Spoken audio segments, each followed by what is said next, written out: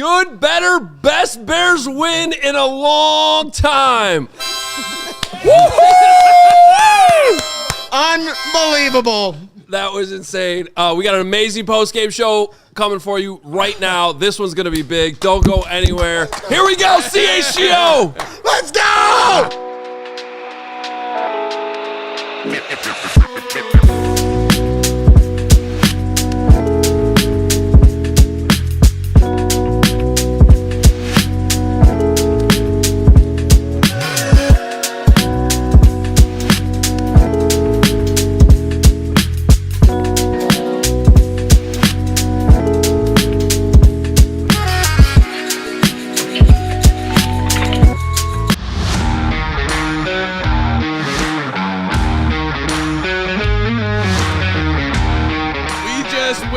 The greatest win in the history of the Chicago Bears. Yeah! Let's go. This is the CHGO Bears post-game show after overtime, after the most incredible 3 hours we spent. Driven by Toyota, let's go places and Bet365, whatever the moment. It's never ordinary. Use the code CHGO365 at sign up. Oh, wow. What a night it was. Gentlemen, great to see you. Hoge, yes. Hi, Woot. Braggs is going to be in the rarest of rare form. Every super chat tonight's getting ready. We're going for 8 hours after that game. Hoge. Also, I think we might have the greatest CHGO video we've ever done. That's going to show up at some point in this show, hopefully in the near future. And to celebrate, for Jahdae Walker, 20% off all merch flash sale right now in the merch store. Okay. How about that to celebrate? I mean, it almost should be 20 plus 2, 22, but I won't quibble with upper management. 20 is good. Jahdae Walker, DJ Moore, Caleb Williams, the whole thing. But, hey, the way we start the post-game shows, Hoge, no pressure on you right now, just to recap that. But we do. Okay. The Adam Hoge instant reaction brought to you by Toyota. Let's go places. The dance floor is yours, my friend.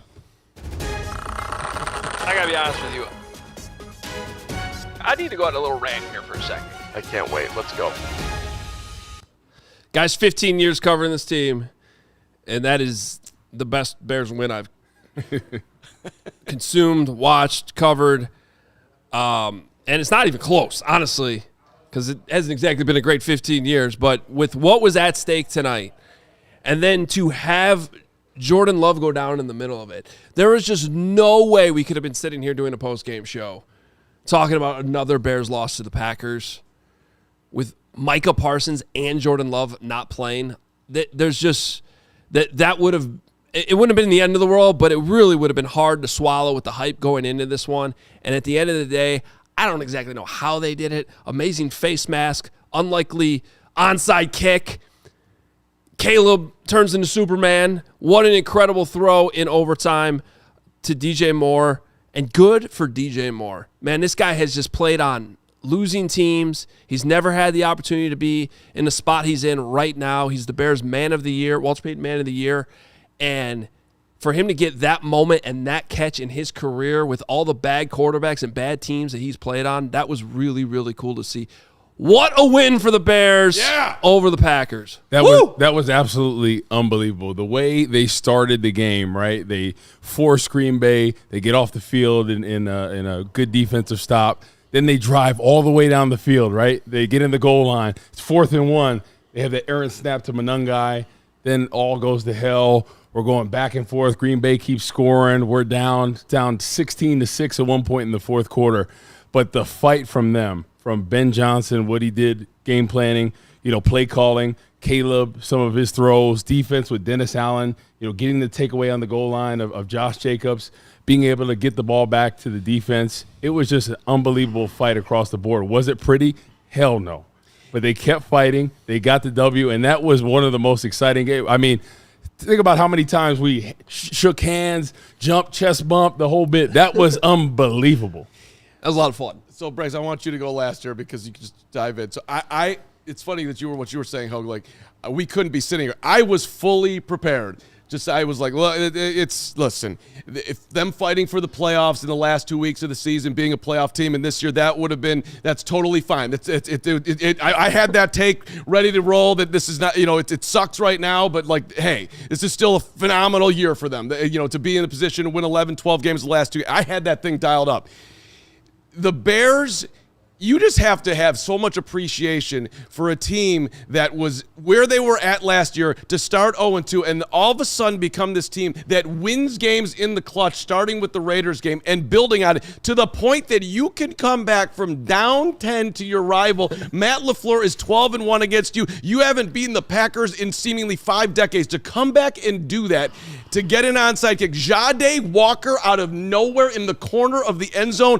That guy hasn't had a catch since the preseason when he won a game. That was an unbelievable catch and throw and play. And then for DJ Moore, the first-class guy who's been won't say a bad word about anyone here, and to come through like that, have an inch on his defender and haul it in on an incredible throw from Caleb, and to get to have that moment at Soldier Field, and for Bears fans to have that moment, I mean, really, really just incredible. And it's just, they have transformed themselves so quickly. It's an unbelievable job. It was so much unbelievable fun tonight. Congratulations. And congratulations to you, Gregory. 22-16. I hope you cry right now. Go ahead. I mean, congratulations to Bears fans. I mean, first and foremost, I just, to me, Bears fans deserve what is happening to us. And I am so happy for every person at Soldier Field right now. I know how much those tickets were, and I know how hard that must have been halfway through that game. And to have that moment for all you guys to share, everyone at home with their families, all of us here, that's what makes sports great. That's why you always come back to it, no matter how much the pain can hurt at times. And ultimately, I look at that moment and I'm asking myself, I never thought that there would be a better season than the 2006 Bears. I never thought that there'd be a better moment than Devin Hester returning the opening kick of the Super Bowl. Still puts chills down my spine just saying it. But that was the greatest moment of my lifetime as a Bears fan. To have a walk-off touchdown in overtime on a 60-yard bomb from the Iceman, Caleb Williams, and Ben Johnson leading this team, and DJ Moore making an unbelievable catch, and the Packers on the other side. Matt LaFleur just looking just befuddled. What just happened to them? They don't know, but we know. The Miracle Bears strike again. Throughout this entire season, it has been miracle after miracle after miracle. And you thought, well, looks like their luck has ran out. Not so fast, my friends. We got more season to go, and this is just going to keep happening. I mean, what more can you say? This is going to continue into the playoffs. How can you doubt it at this point? It is the most beautiful moment I've ever experienced as a Bears fan, and that's saying a lot because to me, that 2006 season will always hold a special place in my heart, even though they fell just short. But this team, Ben Johnson, it's just an unbelievable turnaround from where we were last year, and I just want every Bears fan to live in the moment and appreciate where we're at. Yeah, I would say going into this game, I thought it was a must-win because you look at the circumstances. If they lost this game, I still think it was. I definitely think it was because if they lost this game, right, you got to go play the 49ers. That's a tough place to play. Then you play Detroit last game of the season. So I thought this one, for the confidence and making a push for the playoffs, you had to win this one against your rival that you struggled against. Let me put it this way. If you win this game this way, you could win any game the rest of the way. No doubt. I there's so much that could be cleaned up, but if you can pull off what you just pulled off against your rival that you can't beat, the way you just did this, with Caleb having his moment and DJ having his moment, you can win any game the rest of the way. But you know what it was? These two Packer games were the mental mountain that they had to overcome. Yes. You heard Kevin Byard talk about it through the week, that the last game they were too focused on the Packers and not focused on what they needed to do. And for most of the 4 quarters of this football game, they did the exact same damn thing. They just were so caught up in the moment. You got DeMarco Jackson on the first play of the game with a penalty. Jaquan Brisker in the 4th quarter with a dumb penalty. And they just, what you were saying, what I was getting ready to say on the post game, what I was getting ready to say is they weren't ready for the moment because they were letting the game get to them and letting the moment of the beating the Packers get to them so much that they're making all these boneheaded plays. And now they've overcame this mental mountain. And to me, now you are looking ahead to next week. And if the Bears win on Sunday Night Football against the San Francisco 49ers, your NFC North Division champs are the Chicago Bears. Like, how is this happening to us? It's indescribable. This is as special a season as I've ever seen for any team I've ever rooted for. You come after me for jinxing this team 9 times this season. How do you get away with saying with what you just said? How can you deny it? It's okay. How can you deny it at this point? Well, it's an undeniable force that's happening. Well, it's funny that you say that because first of all, during the game, the Bears fans that I texted with during the game, it was a full freak out by everybody. I'm crying. I can't handle this. This team. I mean, a zillion complaints.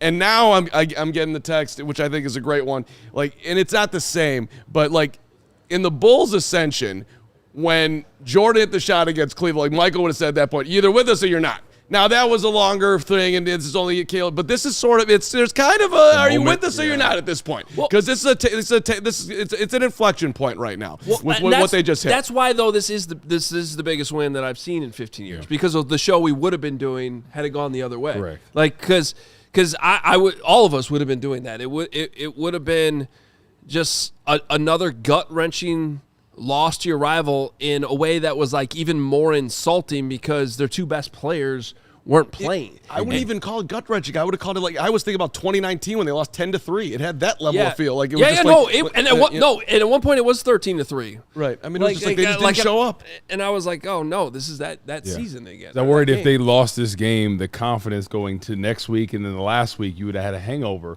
and not have the confidence that you do having that win because no matter how bad they played at times, they still found a way to get it done. And I think that's the mark of what we've seen from Ben Johnson. That's why we paid him the big bucks, for him to rally the troops, have everybody believe. And when times where we were like, oh, man, this is not looking good, they believed. Some things went their way, but they kept fighting. And hats off to them because this game was so huge, I think, because I think it pretty much – I don't want to misspeak, but doesn't this pretty much guarantee them a playoff spot at this point? I mean, it would take. It doesn't. It doesn't, but they just need one Detroit loss and they're in. Correct. If Detroit loses tomorrow, we're doing a playoff breaking news show tomorrow. Okay. But at this point, there's still a scenario where if the Lions win their next 2 games, then it would still come down. It could come down to the final week of the season. So they're not there yet. But they also, no matter what happens over the next, and we have a lot of fun football to watch, ladies and gentlemen. Read my article, but it is or tweet. It's available in both places. Article, I put it in all forums. But regardless, you could pay for it on the website or just read it for free on Twitter. No, it's free on the website. It's free on the website, my good sir. It's for the people. But we have Sunday tomorrow to watch the Steelers. We got Monday to watch the 49ers. We got Thursday to watch the Vikings and Lions. And then you got Saturday to play the Packers against the Ravens. And then Sunday, then the Bears play on Sunday night. And no matter what happens through the next week, Sunday Night Football, the message this week is it doesn't matter what the rest of the NFC North is doing. We can go to San Francisco and win the NFC North and be done with this. So that's extremely special. I mean, like Patrick Norton, this was just funny. I want to share this with everybody.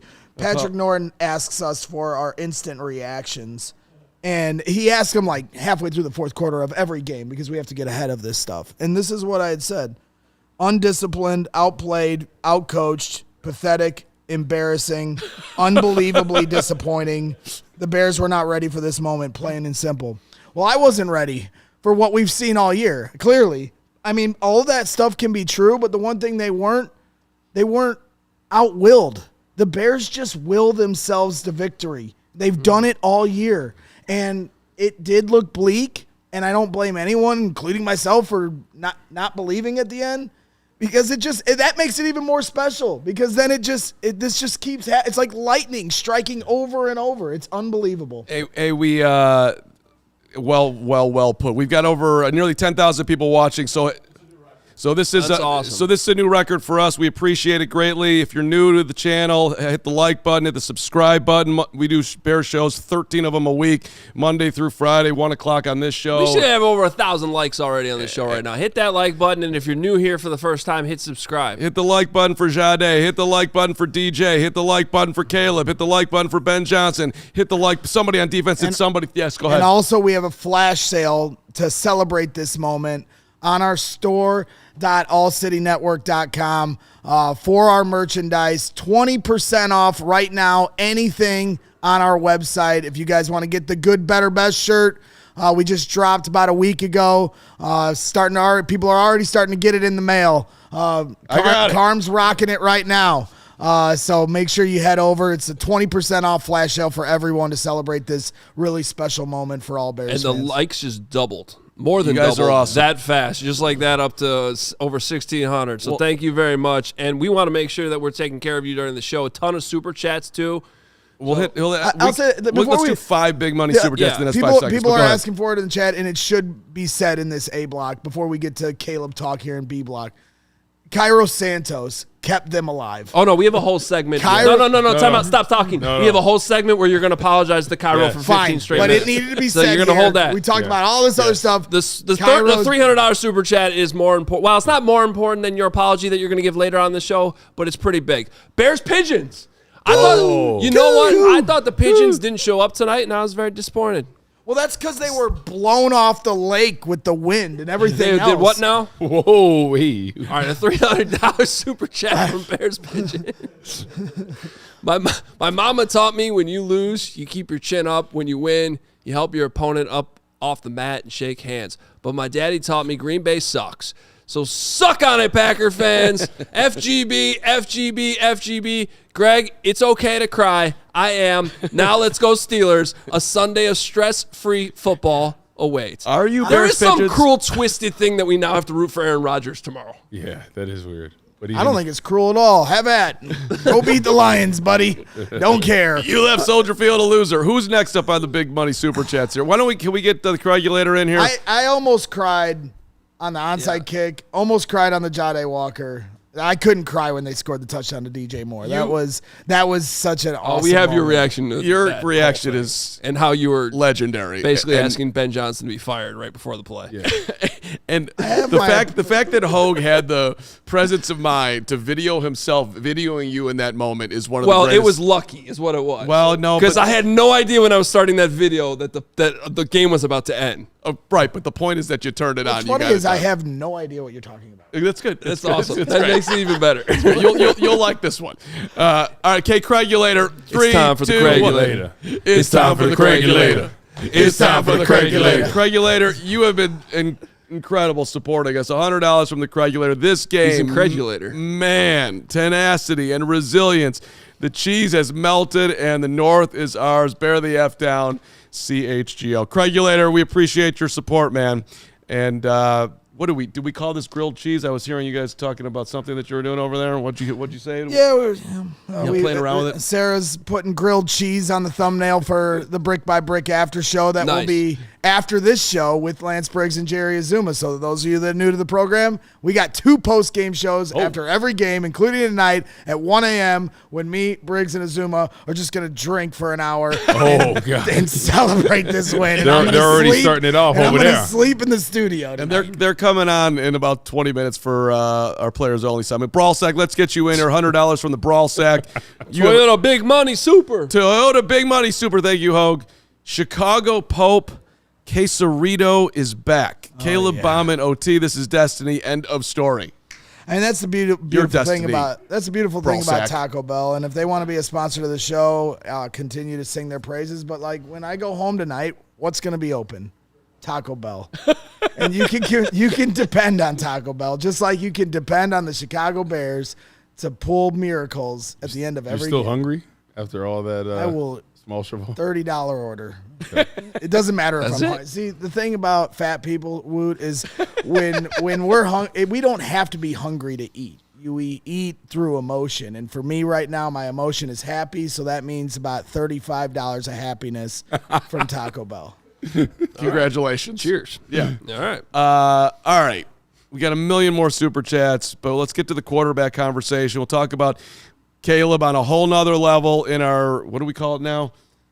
Franchise focus, get moved to the QB report, something like that. Yeah. It's coming we'll up. Figure it out in 2 minutes. It's unclear. In a second. But first, hang right in there. And shout out to our friends at Bet365 as we get this post-game show going on. I love our friends at Bet365 making the gambling world so nice with their 100% parlay boost, CHGO boost, all the good things going on. Double your winnings on parlays with Bet365's 100% parlay boost. How do you do that? You download the app and you use the code CHGO365 when you sign up. And yes, there is breaking news from Bet365. New customers, you get $150 in bonus bets when you bet $5. Win or lose, you sign up, use the code CHGO365. You deposit $10, you make a bet for $5, and there you go, $150 in bonus bets if your bet wins or loses. And yes, you can use it on anything. Spreads, totals, player props, Kyle Monangai, futures, Devin Duvernay, whatever the moment. Go at it. It's never ordinary at Bet365. You do have to be 21 or older if you or someone you know has a gambling problem. Crisis counseling and referral services can be accessed by calling 1-800-GAMBLER in app only. And Toyota's been such a great post-game sponsor all season long. They're good, better, and best, actually. The Hoge Instant Reaction every single show.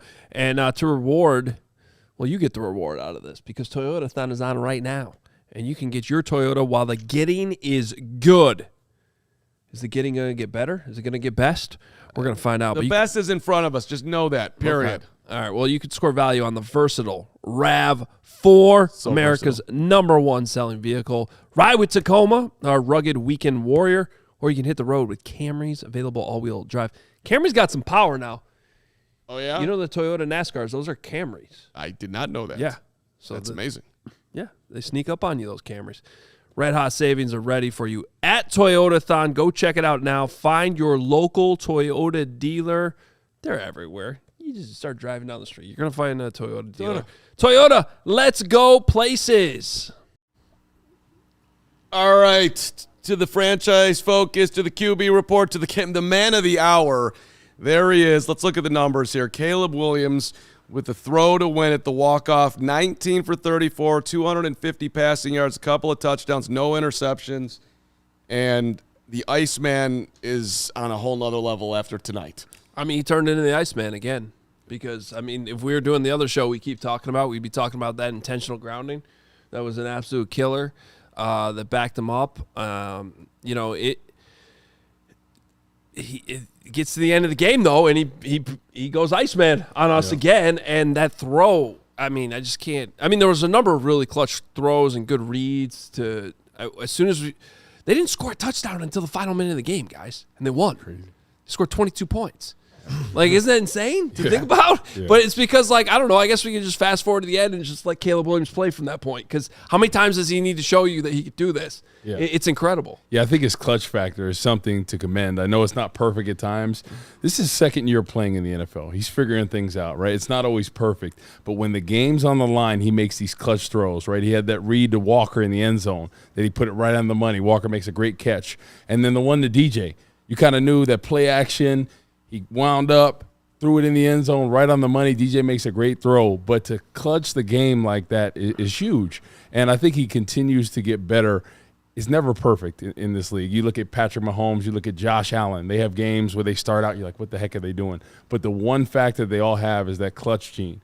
And that's what it seems to pop up with him. So I'm excited for his future. He's going to continue to get better. He's got to clean up some things. But when the game's on the line, you want the ball in his hands. Well, I mean, I think the number one thing in this kind of game that you can appreciate when you look at those numbers is 0 turnovers.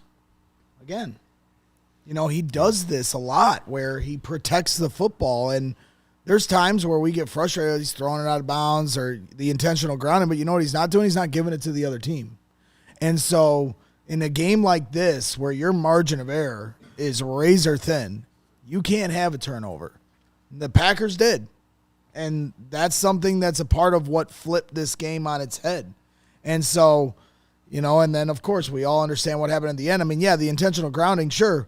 But then you had the Olamide Zaccheaus drop. That was a perfect ball. You had, you know, Caleb hit a throw to the left side. DJ Moore wasn't lined up on the right side. I would say that was probably on both DJ and Caleb because DJ was slow getting back to the line of scrimmage, but Caleb also didn't see it. But that being said, like it leads to this moment all of a sudden then when you get in overtime, and I'm sitting here just screaming, run the ball, because I just want Monungai to take your soul. And Ben Johnson just doesn't listen to me. And he doesn't have to because he is the type of guy that's going to go for the jugular. It blows my mind at times. This team is an elite running team. They have an elite O-line. They have the second or first best rushing team in football. And yet there it is. First down, play action, end zone, dime ball. It's just unbelievable. And Caleb Williams, man, it was cool to see his offensive line all come to him at the end. What I liked about Caleb late in the game too, outside of the on second and goal, he overshot Zacchaeus. Then third and goal, nobody's open. He had to basically throw it off the uprights.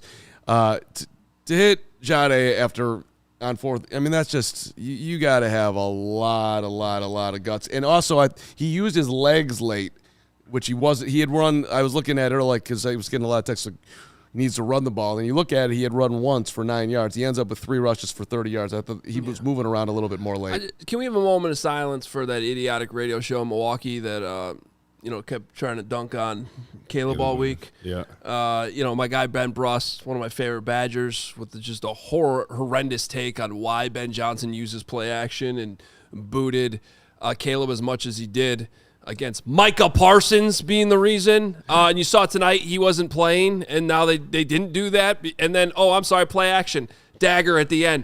That must have sucked if you were those guys watching the end of that game. And I don't know who the other guy is on that show. Not you, Brad Nortman, great Badger punter. The other guy who said that Caleb Williams makes the Bears worse. That was an actual take that was put out there this week. Wow.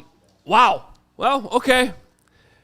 Sorry about the end of that game. Pretty dead nuts throw as far as I'm concerned. And whatever, they can say what all they want out there. But like if you go back, if you just try to live in the skin of Caleb Williams right now, and that guy's got, has always had an immense amount of confidence in himself, and he's been built for this since he was, 10, 11 years old, whatever it was. But to do that on the NFL level after 10 straight losses and 5-12 and your head has to hit the pillow in a different way, even if you are as confident and has as much belief as he does in himself. To see it and do that, it's really got to allow you to settle into your talent even more, which is a scary thing for the rest of the NFL. The blitz certainly was giving them a lot of problems.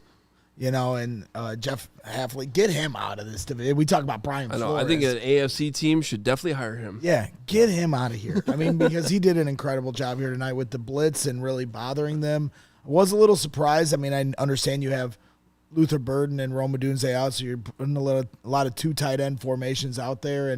But the first pass of the game was like a full progression read. He comes back to Jahdae Walker, and there he is.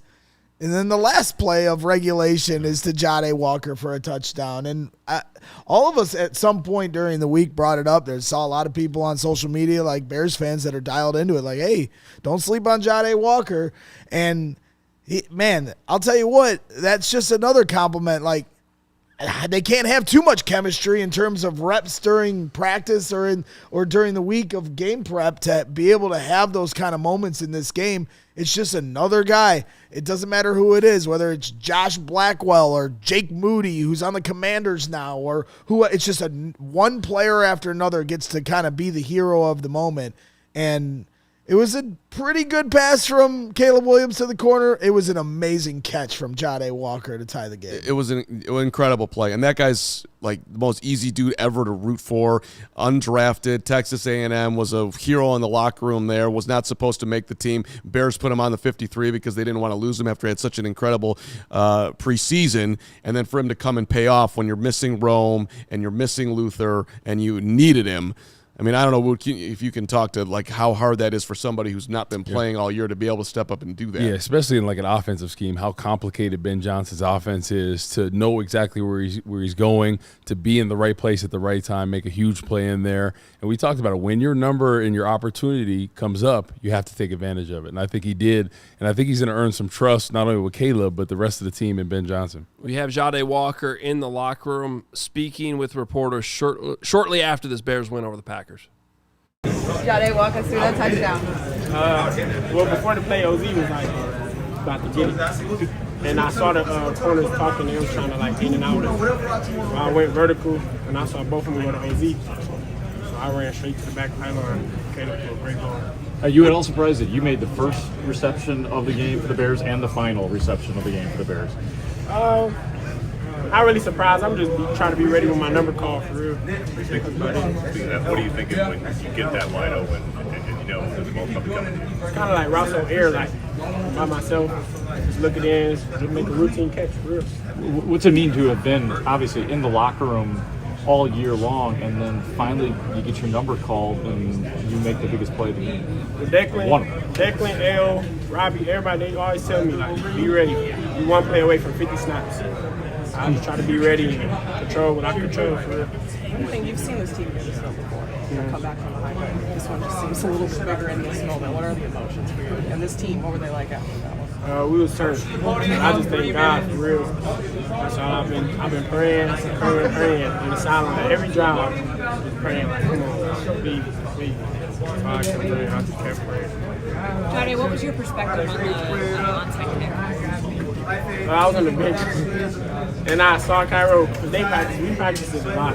So I saw Cairo kick it, and then I was looking, and then somebody cut me off, so I looked up at the Jumbotron, and I saw like they was fighting for it, and then I saw somebody point down, I was like, all right, we got it. Go ahead and score.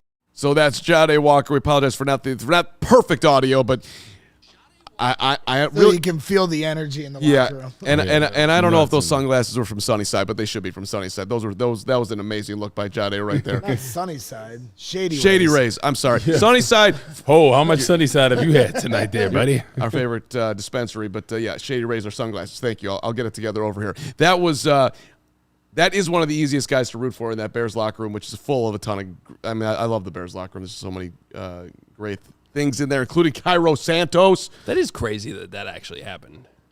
Which part? Like, I don't know. We spent like the last 24 hours, I feel like, just talking about how Jahdae Walker is going to have his moment. It was on the pregame. We did our anytime TD for Jahdae as one of our Bet365 prop bets, and that, it's incredible. Good on him.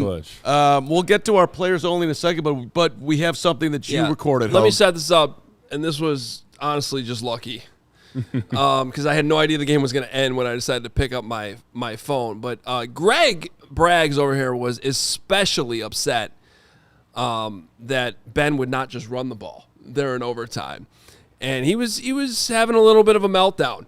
I believe this is heavily edited. I don't even remember like the context. So I know I just yell "run the ball" like all game. That's pretty much all I do. So picture the final play happening. Also, picture CHGO with. Now I remember. So Monunga had just gotten a first down, and my whole thing was like, because I just wanted to see Monunga rip he's the type of guy that will rip your heart out. And so, like, he got the first down, stopped trying to overthink the game, and run the damn ball. Because they were, like, kept doing things on first down or 4th and 1. Just run the damn ball and win the game. We're gonna see it. We're gonna show that. But, but I didn't know what moment. Like, I just want to give people the behind the scenes. Most of us are watching the game across the room, across the hallway, and another television where it's like a calm area. Bragg sits by himself on this TV. Hoge in the fourth quarter, I don't know why, but you migrated over. Some would say that's why the game changed. That's the other aspect about it. I don't really like watching the game with people.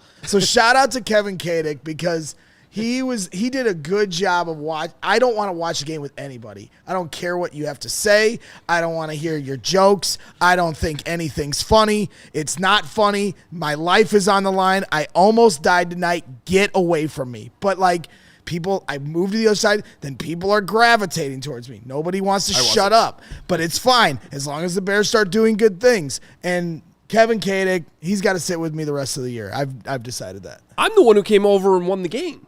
What are you fucking calling out Kevin? All right, anyway. I'm just kidding. Not really. Anyway, here's what was happening. Just picture the final play of the game. And this was the lead up to the play, and this is Greg and the chaos that ensued. He may have heard you. Give it to him!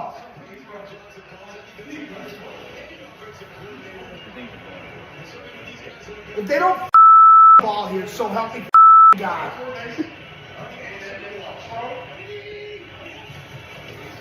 Oh my God.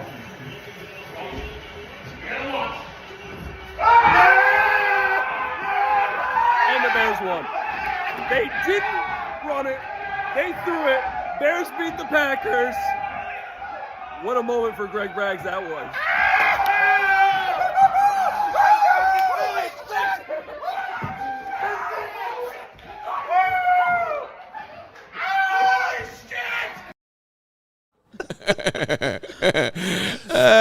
That's probably like every Bears fan in that moment. Exactly. I have no idea. That's incredible that I had not taken my phone out and done that the entire You were night. so calm. Like, and the Bears won. Well, at that point, I knew I was doing content. So as soon as I saw that ball go up in there, I'm like, one way or the other, this is content, which was not the plan when I started it. So I'm like, I gotta stay calm. If you follow us on Twitter, we have the other video from the other side of the room, so you'll actually. We can play it right now. Okay, I didn't know we had it. Is it bleeped out? Because I swear a lot. Hit the subscribe button. You gotta launch.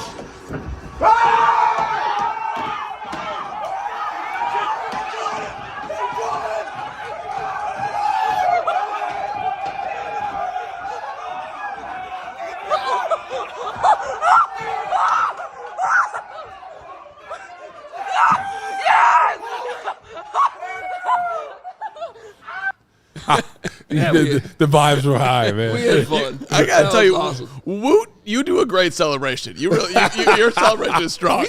We went up in there like chest bumping like 3 times in this game. I feel like by the time it ended. Yeah, it was a lot of fun, man. That's got to be one of the most iconic comebacks. And to be here for Braggs being at the ground floor in a sunken place and like get out, like I was literally I think Kevin Kadick has a picture of me laying face down on the floor when Willis had the touchdown to Romeo down. So the amount of emotions, I mean, it just brings you back to the Raiders game when we were in Vegas and the blocked field goal. Like, dude, the amount of special moments in this season. It's been incredible. Being on that side and hear Braggs everything. Are you kidding me? That's why I finally got my phone out. I'm like, this is just too good. Hey, can we show that? Yeah. So hey, we're creeping our way towards 100,000 We are subscribers staying here. live until we get 100,000 subscribers tonight. And at 100,000, you will jump in Lake Michigan? I don't know about that. So if you're new to the channel, hit the subscribe button. If you like Bears content, if you like NFL content, and by the way, here at CHGO, we also cover the Bulls and the Blackhawks and the White Sox and the Cubs. So any Chicago sports content, you want to be subscribed to the channel. Bears 13 shows a week, and we're Monday through Thursday right now at 1 o'clock on our regular shows, pre- and post-game breaking news. Detroit loses tomorrow. We'll be doing the show. So that subscribe button will get you there. Hit that subscribe button, and yes, you will. We promise to deliver. We appreciate you greatly. I want to do every single super chat tonight because honestly, I mean, when we started the show or when Hoge started the show, it hasn't been great. There's been a lot of losing, and to get to this point is Kevin actually sent the unbelievable. photo of Greg dead on the floor. Yeah, and, but I think at 100,000, send it to Steve. We'll show it later. You'll let Briggs give you a hit, right? Give me a what? Take you Just out. just get tackled by Greg Oklahoma Braggs. drill. Listen, Oklahoma drill. Listen, let me tell you something. You might have attacked me once, Corey, but that'll be the last time. I ain't afraid of you or Briggs. I'm an all-American. Oklahoma. I'm an all-American. I mean, if we get to bricklayer. 100,000 tonight, you should have to get tackled by Lance Briggs. Yes. Come on. 100,000. Come on. Lance, And if that happens, Oklahoma we will drill. definitely film it and immediately put it on the YouTube see what he channel. did to that you're Calvin subscribing Johnson to. and How all about these that? other Megatron. Wasn't so I mean, mega. we have a balcony too. Like I think he'd survive if he threw him off, and you guys could, Okay, how about we we don't do, have to do okay, that. how about we Oh. do this? We'll do a chat poll. Who do you want to see tackled more, me or Carm? No. I'm Carm's going to get that. I'm not- Man, it's a blowout. Admittedly, no chance built for it. I die. You'll survive. I can't play my tennis league against the old That's man. right. That's right. Shout out my tennis league. Why don't we get go to Lance? players only so I can go back and Yeah, watch? the why don't final we get play Lance 8 Well, Briggs? let's do a couple big money supers since Yeah. all these amazing people are subscribing to the channel here. We appreciate the super chats coming in. Toyota is always our sponsor of our big money super chats. Let's go places. Let's go to the super chats. And we got Jakey New Shoes there. Let's get new shoes in here. Jakey New Shoes with $50 saying unbelievable win again. Die Hard in Northern California, we had pregame Chicago dogs and fourth quarter Italian beef sandwiches. Stars. Maximum Juju, and it worked. Go Bears. Love you guys. Need a Carmonica song sung to Elvis Costello's Veronica, please. Do you know that one? I'm guessing that's not what that was. I know, but I will break news that I am signing up for actual lessons on how to play this thing. So Thank God. I got that's happening. That is happening, and your song will come. But the best I can do right now is Old man, $200. Carm sent in his own super. I sure did. See what I did there? No, this is old man 070. Go Bears. Great plays, Caleb, DJ, and Montez Sweat. Sweat did come up with that big sack. Yeah.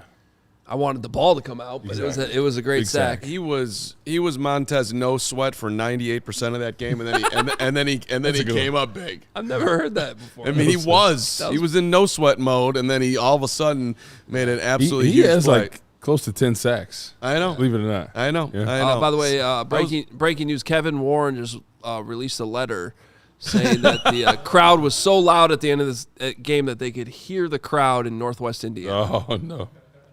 No. Don't do it. By the way, That's that what- was 100% coming up on the other version of this post. That's where That was the moment the week turned, went towards the Packers. Man, you just gave me a eureka moment. Taco Bell Stadium in the region. Yeah. Oh, my God. That just sounds amazing. Those bathrooms will never recover. Quesadillas. Can we just? I know it's only $10, but can we get Bear Fan? Let's get Bear Fan in here. 9 right there on the bottom.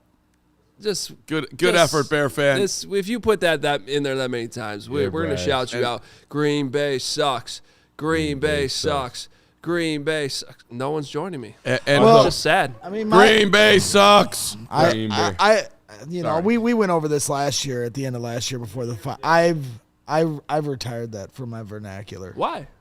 It's go kind of a soft. long-winded thing, and we got a lot of show. Do you really want to Well, hear? it's just a factual Yeah. sentence. I don't know. We don't We need can it. holster that one. We can get to. We'll save it But for the Cairo I've apology. retired that. I know Bears fans want to sing it, say it, go for it. I've retired it. Let's get the personally. big Joshua in here for $200. Thank you, Joshua. Big money super chat brought to you by Toyota. Oh man, this is we on the emotional side. I buried my dad today. He was a Packer fan, so these rivalry games have always been special. The win means so much. Carm, happy birthday to your dad this week. Love you guys. Y'all make my week better. Good, better, best. That's super for your tender loss, there, man. man. Sorry That's for your. that's what I'm saying. I'm very sorry for your loss, but that's what I'm saying at the beginning of this show. It may sound silly to congratulate Bears fans after that game is over. The team deserves the congratulations. I get it, but Yeah, Bears you've been here fans- longer, Greg. Way longer. That's what I'm saying. I mean, just Josh and every Bears fan out there. We deserve this. We've been through so much crap. And heartbreak and demoralization and failed coaches and embarrassing losses and being the joke of the NFL, across the world. Every season it's this. And this year, we're the talk of the league. Tomorrow, you know how much fun the pregame shows are going to be? They're going to be talking about the Chicago Bears. Don't watch them, though, because we have a live Hoge and Jahns at 10 a.m. That's the only show you should be watch watching tomorrow morning. the Hoge and Jahns pregame show, and then at roughly around 6:30 tomorrow. Watch our breaking news. The Chicago Bears have clinched a playoff spot show that I might host by myself and go until we hit 100,000 subscribers. I'll join you. Hit the subscribe button and help them. Hey, thank you so much for that the super there. Again, condolences to your family and yourself, and thank you for shouting out Papa Fred, who did pass away this year, so I've been dealing with it, and he was a great Bears fan. I grew up here, and it was all Gale Sayers in this household, Sayers and Butkus, and Singletary. And not a lot of positive things were said about George Hallis. Let's do one more Big Buddy Super Chat. $300. Nutella happens. $300 for Nutella. Tell the team to bear down for $300. Nutella, you just happened with a Big Buddy Super Chat. Thank you, Nutella. Nutella happens. Nutella happens. Yeah. Shout out Nutella. Bear down, team. Bear down. Hey, I mean, if I Yep. If I texted Cole Komet right now, Nutella says to bear down. I don't know if he would understand. He might come on. Cole might join us. He's probably bearing down. Let's do one more for Huss, because Huss has been in here, and then we'll move along. Last one. Huss, you've been with us the whole time. Huss, a big 150 from Huss, who spent a mint on the pregame show. What? I actually gave up late in the fourth, but no, you didn't, Huss. What? WTF, my Bears. I think we might have lost Huss in the fourth, and now he just woke up. I don't know if that's true or not, but Huss, go back and watch it. It was incredible. Vibes were not great there. Oh, they were dead. Wait, you know what we haven't talked about yet? It's just like the decision to play for overtime. Yeah. And that's a great one for players only, because they had a lot of thoughts on that. Oh, did they? They did. Okay. I want you to do that. I'm waiting for the clearance. Is it okay to break now? Yeah. Okay. All right. Just making sure. All right. Players only. Jerry Azumah, Lance Briggs are coming right up right now. But first, the holidays are meant for giving, but that doesn't mean you can't get a little something for yourself, too. Between road trips to see family, hosting holiday dinners, countless grocery and gas runs, this season can put a strain on your wallet.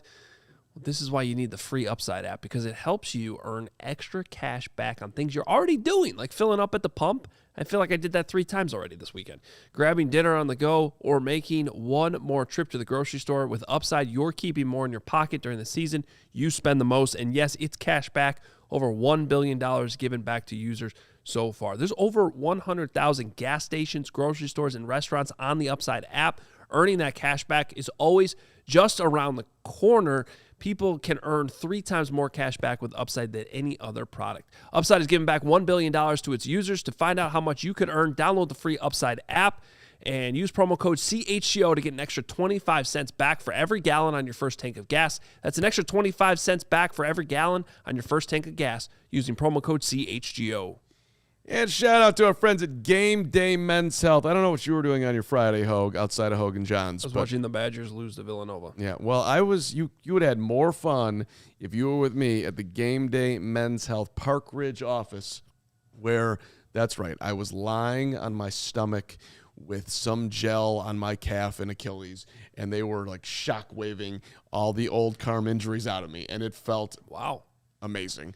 And I'm running around like, did you see me at the tailgate? I was spry, and it was because of our friends at Game Day Men's Health. It's a very easy, quick process. You'll be in and out in an hour. It's almost like going to the barber over there.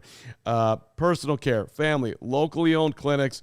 And yes, there's an extremely high success rate. Whatever you're dealing with, they've got, if you're looking for more energy, they got the testosterone, they got the vitamin supplements, they got the weight loss, they got the hair loss treatments. Start your best life with Game Day Men's Health. You will not regret it. Scan the QR code on screen or go to GameDayCHGO.com to find the location closest to you. It is time for Players Only here on a victorious Bears post-game show, beating the Packers tonight 22-16. I'm Adam Hoge. Got Jerry Azumah to my right, Corey Wootton, Lance Briggs to my left. And the thing, because I heard you guys had a kind of a debate about this. I don't know if you guys noticed, I had to move to the other side. I just didn't. It wasn't your fault at all. Yep. It was just the game's fault. Okay. I just felt like I had to make a change and get out of the way. And then, I don't know, everything changed. Anyway, I heard you guys were having a debate about overtime. We were too. What did you think about Ben's decision to kick the extra point, not go for 2. And Ben, we must trust. That's always that's what happens. That's what happens, fellas. Listen. All right. It doesn't matter if I don't like a call. Okay. The call is the call. The call is the call. The standard is the standard. And when Ben speaks, you listen. Stop it. You should have went for 2. Point blank. Period. That's what he does. Go for 2. No. That's what Dan Campbell does. That's what Dan Campbell does. Yeah. That is you're guilty by association. So what Dan Campbell always goes on would have got that 2-point conversion and won the game. We probably would have if Ben decided, but Ben didn't decide. So I'm going to tell you this: if they were playing against Jordan Love, I'm 100% on board to go for 2. Jordan Love is a great quarterback. You know what he can do offensively, but Malik Willis, you feel better going against him in a tough situation just because he doesn't have that experience. So that's why I thought they go for 1. They take it to overtime. You have the edge at this point. You got the momentum going in your favor, don't you think? I think that team from up north they have LeFleur. Which is English for the floor. Okay, and we have Ben Johnson. Okay, it's different. It's just different. Yeah, my thinking, guys, in the moment was just. I guess I was with Wood. I liked the decision a couple weeks ago. It sounded like they were going to go for 2 if the interception didn't happen. In this moment, I'm like, if you get another 10 minutes, you're telling me you can't beat this team without Micah Parsons and without Jordan Love. If you have another, why have it come down to 1 play? So I was okay with the decision to kick it there. I think it would have been different, like it was 2 weeks ago when those guys were healthy. I was okay going for 2. This time I was totally fine kicking it. I think it worked out. I think early on when they decided to go to 4th down and do that little trickery stuff and it didn't go well, that probably turned them off to like, you know what, maybe we should just kick the ball and just take it into extra time. But I still would have. The low like low for Cole, legs, high over for the head. 6'5", very unique. 5'5". It was very different. But I think I think that's what changed everything for him. I think that was the biggest play of this game. Because the way that first drive was, they were mixing and matching the run and the pass. Caleb, hitting receivers, the running game, everything's going down, and you got 4th and 1. The way you've been running the ball, you're like, why get all cute and do that crazy play when you could just run downhill, get 3 tight ends in there? And I honestly think if they would have scored on that first drive, and then maybe they got a stop, just the momentum that they would have had, I think it just killed a lot of their momentum off of the game. Well, I think some of the confidence for Ben comes from, someone was able to put on a play that he did similar in Detroit. It was like, hell, it worked when we did it in Detroit. I think we're as talented now. It should work here. It didn't work. And I think you are right, Zoom. I think after that, I think he said, listen, there's a situation that is going to arise in this game that if I'm going to run this trick play, it's here. Right. We're running it. All right. It didn't work. All right. I got a little outside myself. Let me get back to what I know to do best. Right. And what they do best is run the football. Exactly. So, I mean, if they would have ran the football there, I wouldn't have even been mad. So talking about running the football, I look at the stat sheet, and Monangai and Swift had 22 total carries. They both averaged over 5 a pop combined. Yeah. I just didn't understand why they didn't make a bigger effort because the game was still tight. Absolutely. It was 16-6. It was even tighter at different times. I just didn't understand why they kind of abandoned the run game at time when they had such great success with it. I mean, I'm with you on that 1,000%. I mean, they need to run the ball. That's their bread and butter. Get a hat on a hat and run right at them, attack them. They did, like when they came out in the first quarter, the first drive actually, they went 90 yards. They came out and they attacked them right away. And I was like, okay, this actually feels good. I think that they're going to stay consistent with the run, dink and dunk down the football field, and then make plays. But running the ball is where they need to be. That's what they do best. Exactly. And you talked about getting the tight ends involved, and that's when they started moving the football offensively. When they were doing some of those out cuts across the middle, it kind of softens the defense up a little bit, and I think that gave them some momentum. Look, for these those tight drives. ends are big targets. They're big, they're strong, they're athletic, they're physical, and they help Caleb out. You know what I mean? Whenever you need a first down or a big-time catch or a big-time possession, throw the ball to the tight end. Because it's right away it's a mismatch. They're usually on a linebacker or a safety, and you could just body people up and just throw it right on them.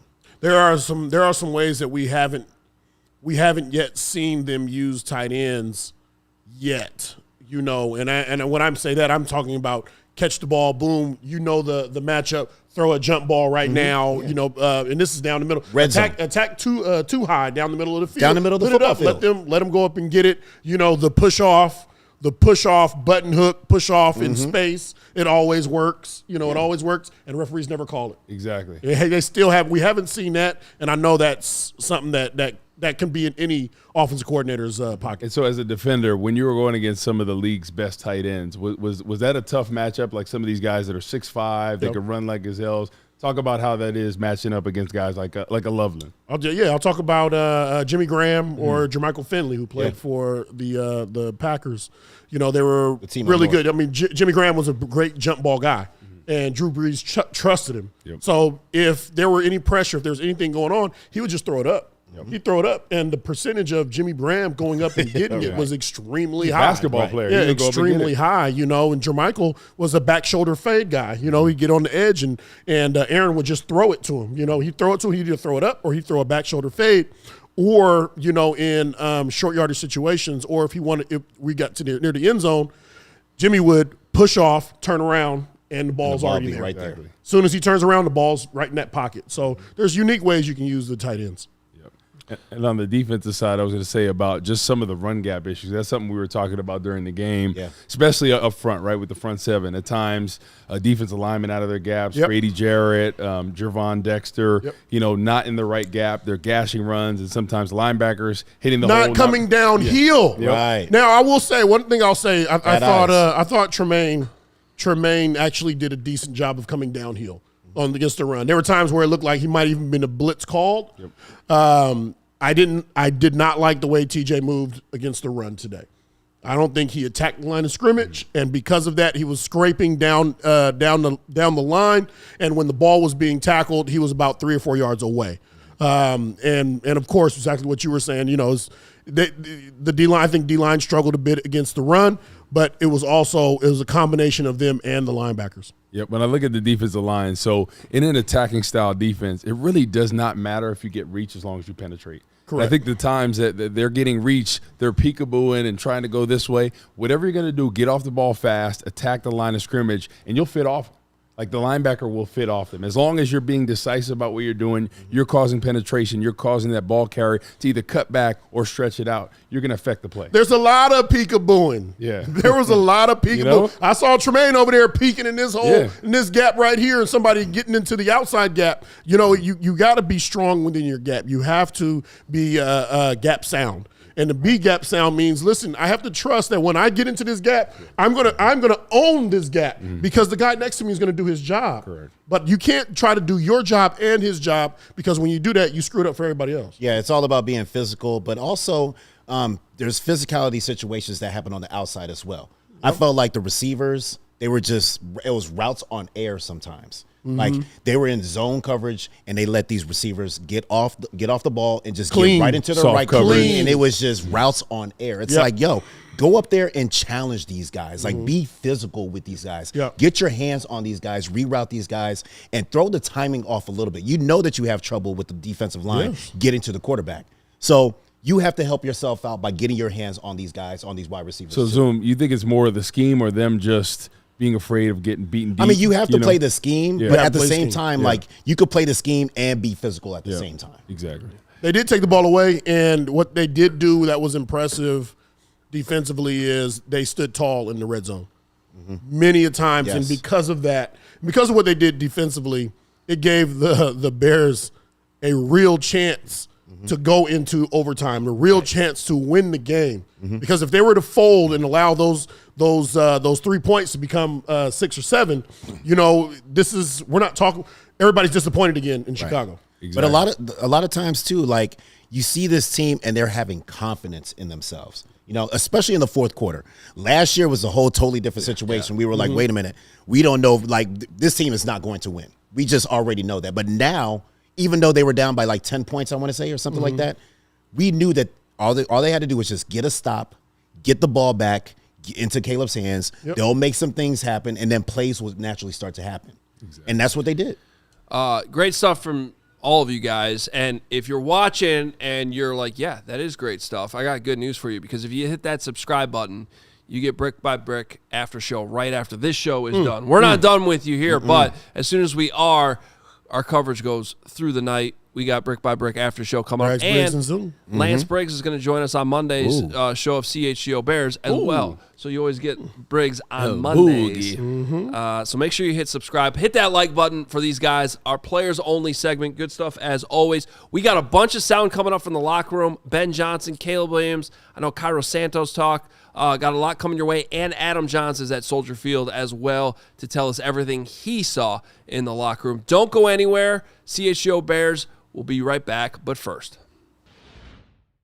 It's fun on the post-game show to shout out our friends at Four Seasons. Plumbing emergency, call. 4 Seasons. Electrical emergency. 4 Seasons. New hot water tank. 4 Seasons. Now's the time. Schedule your Four Seasons furnace tune-up. Do it right now. The whole home generator. You know that you want that security. They've got you covered. Four Seasons. The beauty of it, not only is the service, but they guarantee same-day installation for all your heating, cooling, plumbing, electrical, generator needs. No extra cost at night, on the weekend, on holidays. You need it on Christmas. Four Seasons coming over. Save $4,000 on furnace and comfort systems with Four Seasons heating, air conditioning, plumbing, and electric. Furnaces start at $39 a month. Furnace AC combos are $57 a month. Four Seasons heating, air conditioning, plumbing, and electric, serving Chicagoland for over 50 years. Visit fourseasonsheatingcooling.com for all their special offers and money-saving coupons. That's fourseasonsheatingcooling.com. And if you're looking at these hoodies we're wearing here, that's a good hoodie. We got Good, Better, Best over here. We got the Hoge and Jahns hoodie. Well, how do you think this stuff gets sold and managed and shipped? We couldn't do it without Shopify. This is why if you have a business or if you're thinking about starting your own business, you want to use Shopify because it is the e-commerce platform behind millions of businesses around the world and 10% of all key e-commerce in the U.S. Shopify even powers the CHGO merch store. Shopify has you covered with website creation, product descriptions, email and social media marketing, and more. They also have AI tools designed to help you maximize your sales. So if you're ready to sell, you are ready for Shopify. Turn your big business idea into with Shopify on your side. Sign up for your $1 per month trial and start selling today at shopify.com/allcity. That's shopify.com/allcity. Cha-ching. Ching. Dude, the Bears beat the Packers. So we're thinking about... That was amazing. I just watched Aaron Nagler's Cheesehead TV reaction to it all. It was hilarious. Cheesehead. I thought you guys were going to, you guys just kind of brushed off my crap talking earlier. Whatever. The chant thing, whatever, but all them content creators up north deserved it. They've been harassing us for 2 weeks now. That just reminds me. I have 117 missed texts from my group of Packer fans. I should probably... The crazy part... You shouldn't. See, and I'm not going too far with this smack talk because there's a very good chance this is round 3 coming up in 3 weeks. One of them says, I want to punch Adam in the face right now. There we go. I didn't even say anything. Look, there's no text for me. Bring it. Who was that? I'll punch you in the face. That's my friend Chris. I'll punch you, Chris. Hey, we were just talking in upper management's office. What would we be willing to do if we got to 100,000 subscribers tonight? Where are we at right now, Steven? Okay, so if you're new to the show and you like Bears content, you like football content, you like any Chicago sports content, hit that subscribe button. If we get it's fun to watch that thing. If we get to 100,000, then it's Carm said he's gonna jump in the lake. I'm jumping in Lake Michigan. If we get to 100,000 tonight, is that what this is? If we get to 100,000 tonight, at some point in the Division 2 would be nice because I told everybody I'd take everybody to Taco Bell. Yeah. What Maybe are you we gonna could do? set up something where everybody meets me at Taco Bell and I get everybody a Taco Bell free Taco Bell on Bragg's. Yeah. Everyone's coming to where? I don't know. In the it's kind of scary to invest in this, but I might. You're gonna like outdo the winner circle.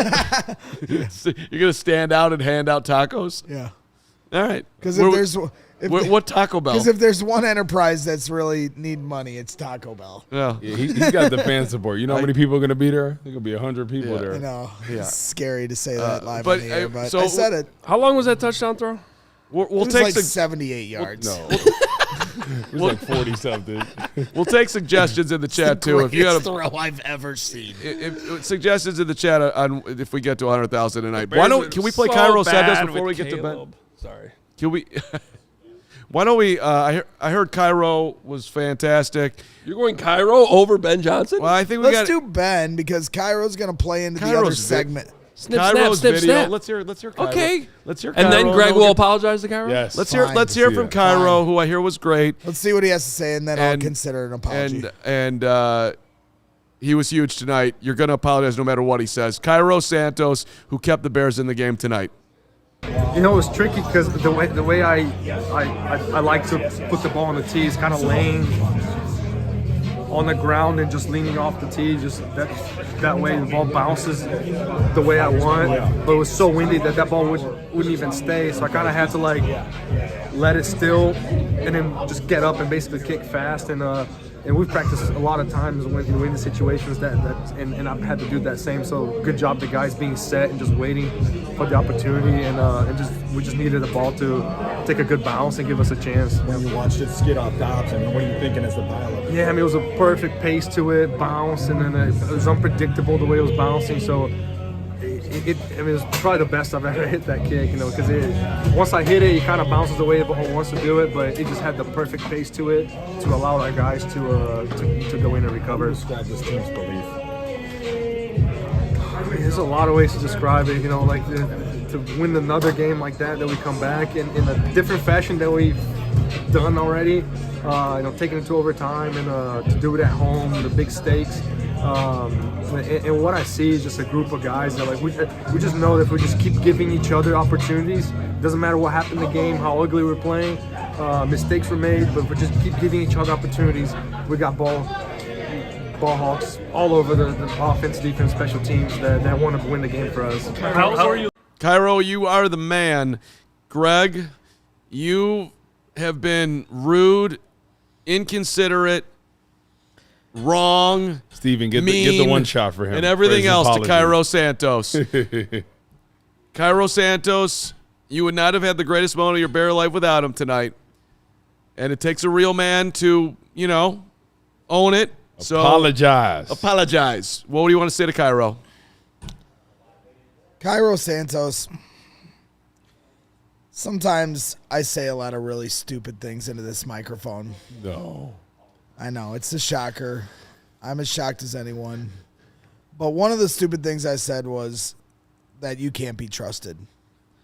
And tonight, for the first time in my life, someone shut me up. And it is pretty damn incredible, your effort tonight. While everybody else wasn't showing up for 3.5 quarters, you, my friend, and I know I can call you my friend, Cairo, because now we're in a place where there's some trust and love and happiness in our relationship. I am now going to lay down the sword and say, I was wrong. You can be trusted. You are a good kicker, because to be able to kick in those kind of conditions is not easy. And in this kind of game, and now in back-to-back years, you've knifed the Green Bay Packers. And I really appreciate that. And so who would I be to sit here and ever criticize you again? Kickers are going to miss kicks, and I need to grow up. I need to clip this, please, and put it on Twitter. I need to acknowledge that you are a good kicker, and quite frankly, I just don't know what I'm talking about. And how I have this job is a miracle. Wow. All right. Oh, there Carm. you go. Hey, that's big. That's big. And well done. And, you know what? And it was. I accept the apology on Cairo's behalf. Yeah. The goalposts were literally doing this. It was like a moving target. It's like if you just try to kick a 51-yard field goal, hammer drunk. Yep. The goalpost might have moved in Soldier Field, but I did not move the goalposts on my apology. I mean, just the line where he started that one kick, the 52-yarder. he started that outside the goalpost. How it drew in. That was so funny on the broadcast. Like, well, you got to kick it over here. Like kick it in the O on Chicago, so it'll somehow the wind will blow it through. And he did it. You underline a great point though. I mean, the Bears have beaten the Packers 2 of the last 3, and Cairo is clutch. Hit the game winner in Lambeau last year, and he should have beat them 3 out of the last 4. Yeah, with the block that it got blocked, it should have been That's a penalty true too. on the push. Yeah, I mean, the Bears own the Packers, is what you're saying.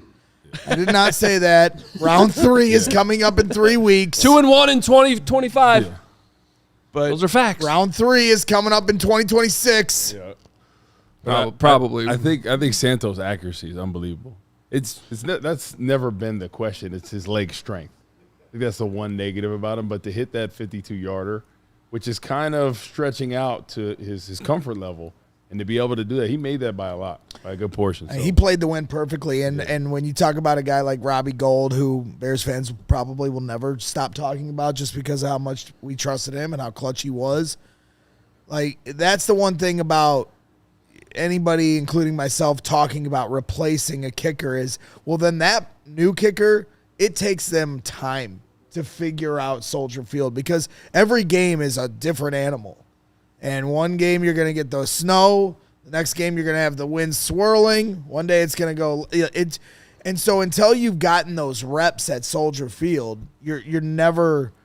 It takes that many games to really figure it out as best you can. And he did tonight. I mean, he showed it. That his experience playing in the stadium paid off big dividends. Real quick before we get to Ben, I just want to. And we have Adam Jahns coming up in 9 minutes. Great. One question for you. Because what you're teeing up is right. The 7th seed right now in the NFC is the Green Bay Packers, and the 8th seed is the Detroit Lions. Just real quick before we get to Ben, if you had to play one of those 2 teams in the opening round, Packers. You rather play the Packers than the Lions? I'd rather play the Lions. You rather play the Lions? No way. They got Aiden Hutchinson. We will go through this a million times over, but just right now for a second, Hoge, Packers or Lions? Who'd you rather play? Okay. What about you? They're both. I would say this much in I terms think of the Lions. I don't like how tonight went, even though the Bears got the win. They should beat the Packers, but whatever. We can have this discussion all of next week. But I will say this much: I think the Packers are more in trouble right now than the Lions. I think the Lions could take that spot. I mean, honestly, the Bears aren't in the playoffs yet either. Thank you very much. So, with the question mark on Jordan Love's availability in a week, and they're playing the Ravens, who are a good football team on Saturday. The Lions and the Vikings the Lions and the Packers both have tough schedules to finish. The Bears winning this game gives them an opportunity to sit back and all right, let's see how you guys hold up for the next. The one thing I was impressed with Malik Willis. He did a great job in there, honestly. Like from him with his own reads, scrambling, throwing balls right on the money. I mean, he's no slouch. Think about with another week of game planning, if he does have to play, they can still feel confident winning a game with him in there. Absolutely. He's proven it before, too. We got a new T-shirt drop. Is that happening? It's happening. It's happening right now. Let's the see Midway Miracle. Wow. Now live in the CHGO merch store. You can get it now. And because the Bears won tonight, we're doing a 20% flash sale for everybody. And what's great about that shirt is it applies to 8 games this season. I mean, the Raiders game, the Bengals game, the Giants game, this game. Are you aware that DJ Moore said it's F the Packers always? That's great. I replayed that twice. It was in the postgame interview when they interviewed him on the field. I replayed it twice. I couldn't quite understand what he was saying, but at least according to our own Instagram account, that's what he said. So I hope that's what he said. Yeah, that's bulletin board material right there. Store.allcitynetwork.com. Yeah, I mean, like I said, we can talk about this a million times, but That'd if they had to play the Packers again, they have both games had an opportunity to win and had not come close to playing a good game in either one. So if they had to play him a third time, play a good game against him, and let's see what the score is. But get the Midway Miracle shirt. Store.allcitynetwork.com flash sale, 20% off for everyone right now to celebrate this amazing moment. Before we become a diehard, use the code JAHNS Jahns to get yourself a free T-shirt, $36 in the door. And whatnot. and whatnot. Before we get to Adam Jahns, why don't we hear a little bit of Ben Johnson here? I'll play some for you, and we'll get Johnsy on board here. But this was Ben after the game, our hero, the man who's changed this franchise from 5-12 and the most pathetic walking 53-man roster of all time, led by a team that will get a stadium in 2088 to potentially winning the Super Bowl in year one, or at least at bare minimum going to the playoffs. Here's Ben Johnson. So the one guy that didn't make it at the end there was CJ. He had a knee, so we'll see what that looks like, and we'll take it from there. But you know, I told the guys in the locker room, and I'll reiterate it, is just this is a special group. I felt that early in the season. You know, you get with some of those wins, the Raiders game, and you know, the Washington game, and and you start feeling it, the belief coming, and this just doesn't. This group, I'm talking about coaches and players combined, it's rare. It really is, and I can't say enough good things about the people in this building. You know, Ryan's done a great job bringing this collection of people together, and man, they're mentally tough. They're physically tough. I know we're going to fight you for 60 minutes, and in a game like that, even though the odds are against us there that late, you know, we're going to keep on swinging and make some plays when we needed to. So I couldn't be more proud of the group. I mean, I'm very fortunate to be in the position I'm in, coaching these guys, and not something I take for granted. So I'll go ahead and open it up from there. That final pass to DJ come to life from the origin stages to being executed there on the final play. The final play, yeah, I mean, that was one that we put in, and we ran in practice on Thursday, and it almost looked identical to that. I thought Caleb threw a dime in practice, and DJ came down with it, and we're hopeful that it may or may not be there, but we timed that one up right. DJ ran a great route, and Caleb threw him a great ball. But I think it's also a testament to our preparation over the course of the week. I think the coaches do a great job coming up with good ideas to put our guys in good spots, and then when you go out and you execute it on the practice field, it does become game day reality for us. How do you describe your emotions in those final 3 minutes of regulation and the overtime and the big swing? I mean, my emotion, I try to keep them in check and steady Eddie. You know, I was having some headset issues there at the end, and so that got the better of me at the end. But other than that, you know, I try to stay conscious of what's going on, and my job on game day is to not only just call the offensive plays, but make sure that we're managing our timeouts correctly and the penalties and everything of that nature. And so it's hard to do that if I get too emotionally up and down. That's just what I've learned about myself over the years. So, like I said, though, I mean, I love it for these guys. I think they just did a phenomenal job here tonight. Was Jahdae the first option on that touchdown play? That was he was kind of trying to explain. Well, we had a lot of answers. That's one of those plays that we felt like, depending on the coverage, it would change who the primary receiver was going to be. And so the play before, they cover zeroed us, and Caleb was aware of that, and they came back on fourth down and did the same thing, cover zero. And on that particular play, Jahdae was our zero answer. What was it like seeing a guy like that, he hasn't caught too many passes this year, just him coming through there and Caleb coming through with the blitz, with the pressure? What was that like for you? Yeah, I mean, I that's why we do what we do over the course of the season, though. And I know to the people that haven't been in the building, it's like, oh my gosh, you're going to the undrafted rookie on fourth down. Well, we see what he does every single week. We see how he goes about his business. There's a reason why we didn't want to expose him to the waiver wire and someone poach him after the preseason. We see a bright future for this guy, and he's done nothing but steadily improve over the course of the season. The coaches trust him. Caleb trusts him. And so when it's a big moment like that and you're not sure exactly what coverage they're going to be in, as I described the play, anybody could get that ball depending on what they call. I had a lot of confidence that he was going to come down and get it, and so does Caleb. So that's where we're at as a team right now. I feel like everyone trusts that whoever's out there on game day, they're going to come through for us. It doesn't matter who it is at this point. Field goals were a premium for you guys. What was your reaction to how Cairo handled the gusty conditions? He did a phenomenal job, and I think that's That's a big asset for us. He's been here. He understands that wind. He does a great job in practice. He gets a lot of time on task. Huge reason why he got a game ball. And what went into the decision to go for the extra point on the tying TD rather than 2-point? Well, 2-point conversion percentage is under 50%, so I felt like we had a above 50% chance to win it in overtime. When you see Caleb's resilience, when you see tonight and a lot of other games where he's not producing a lot for a while and then he really finishes with a flourish at the end, what do you think that says about his long-term potential? I think, it's hard for me to comment entirely on his performance just off the cuff like this, but he came through and he always makes plays when needed. He's clutch like that. We'll go back. We'll look at anything that we could have done better over the course of the game. But I thought he always keeps a level head.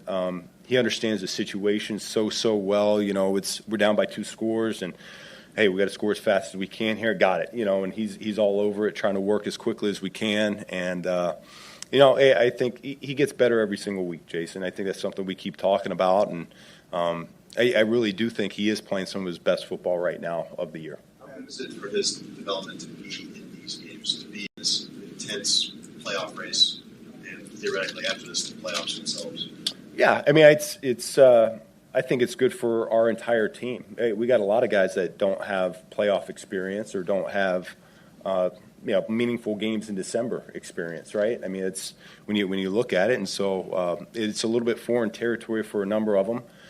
We talk about keeping our poise and what it takes to win these games, and I think we're going to continue to get better and learn how to handle them. What I wasn't happy with here today were the number of penalties we had. We had a couple of those, 15-yard variety that I thought we could have, done a better job just making sure we didn't commit those, and that would have helped us a long way. And again, especially with the weather being the way it was, every yard mattered in a game like this. So. Overall, though, I think they handled it really, really well. The opening drive ended with that play that snap over Kyle's head. What was your thought process of going to that particular play and what you were trying to get done? Well, yeah, I mean, we got our short yardage plays during the week, and that was one that felt strongly about, obviously. And probably last thing in my mind was that the ball was going to go over the head. What made you feel strongly about that, given that was not something we see every week from you guys there? Just what I saw on tape and what it looked like in practice during the week. The belief for this team, you describe it as rare. What makes this group special in that regard, the ability to stay believing through the end of every game? Yeah, I don't think I've been around a team that just, when it's this late in games, just they don't bat an eye. You don't feel any despair on the sideline from any of the phases. You might feel it in the stadium a little bit. I could feel the fans kind of coming to life again, once we got a little momentum going in the fourth quarter. But our guys, they don't miss a beat. They just keep plucking along, and they know good things will come if we just keep on swinging away. And speaking of that, you've now been through a full season of Bears-Packers rivalry. What are your reactions to it now, and how much can a game like this add juice to the rivalry when Chicago hasn't had a lot of success recently?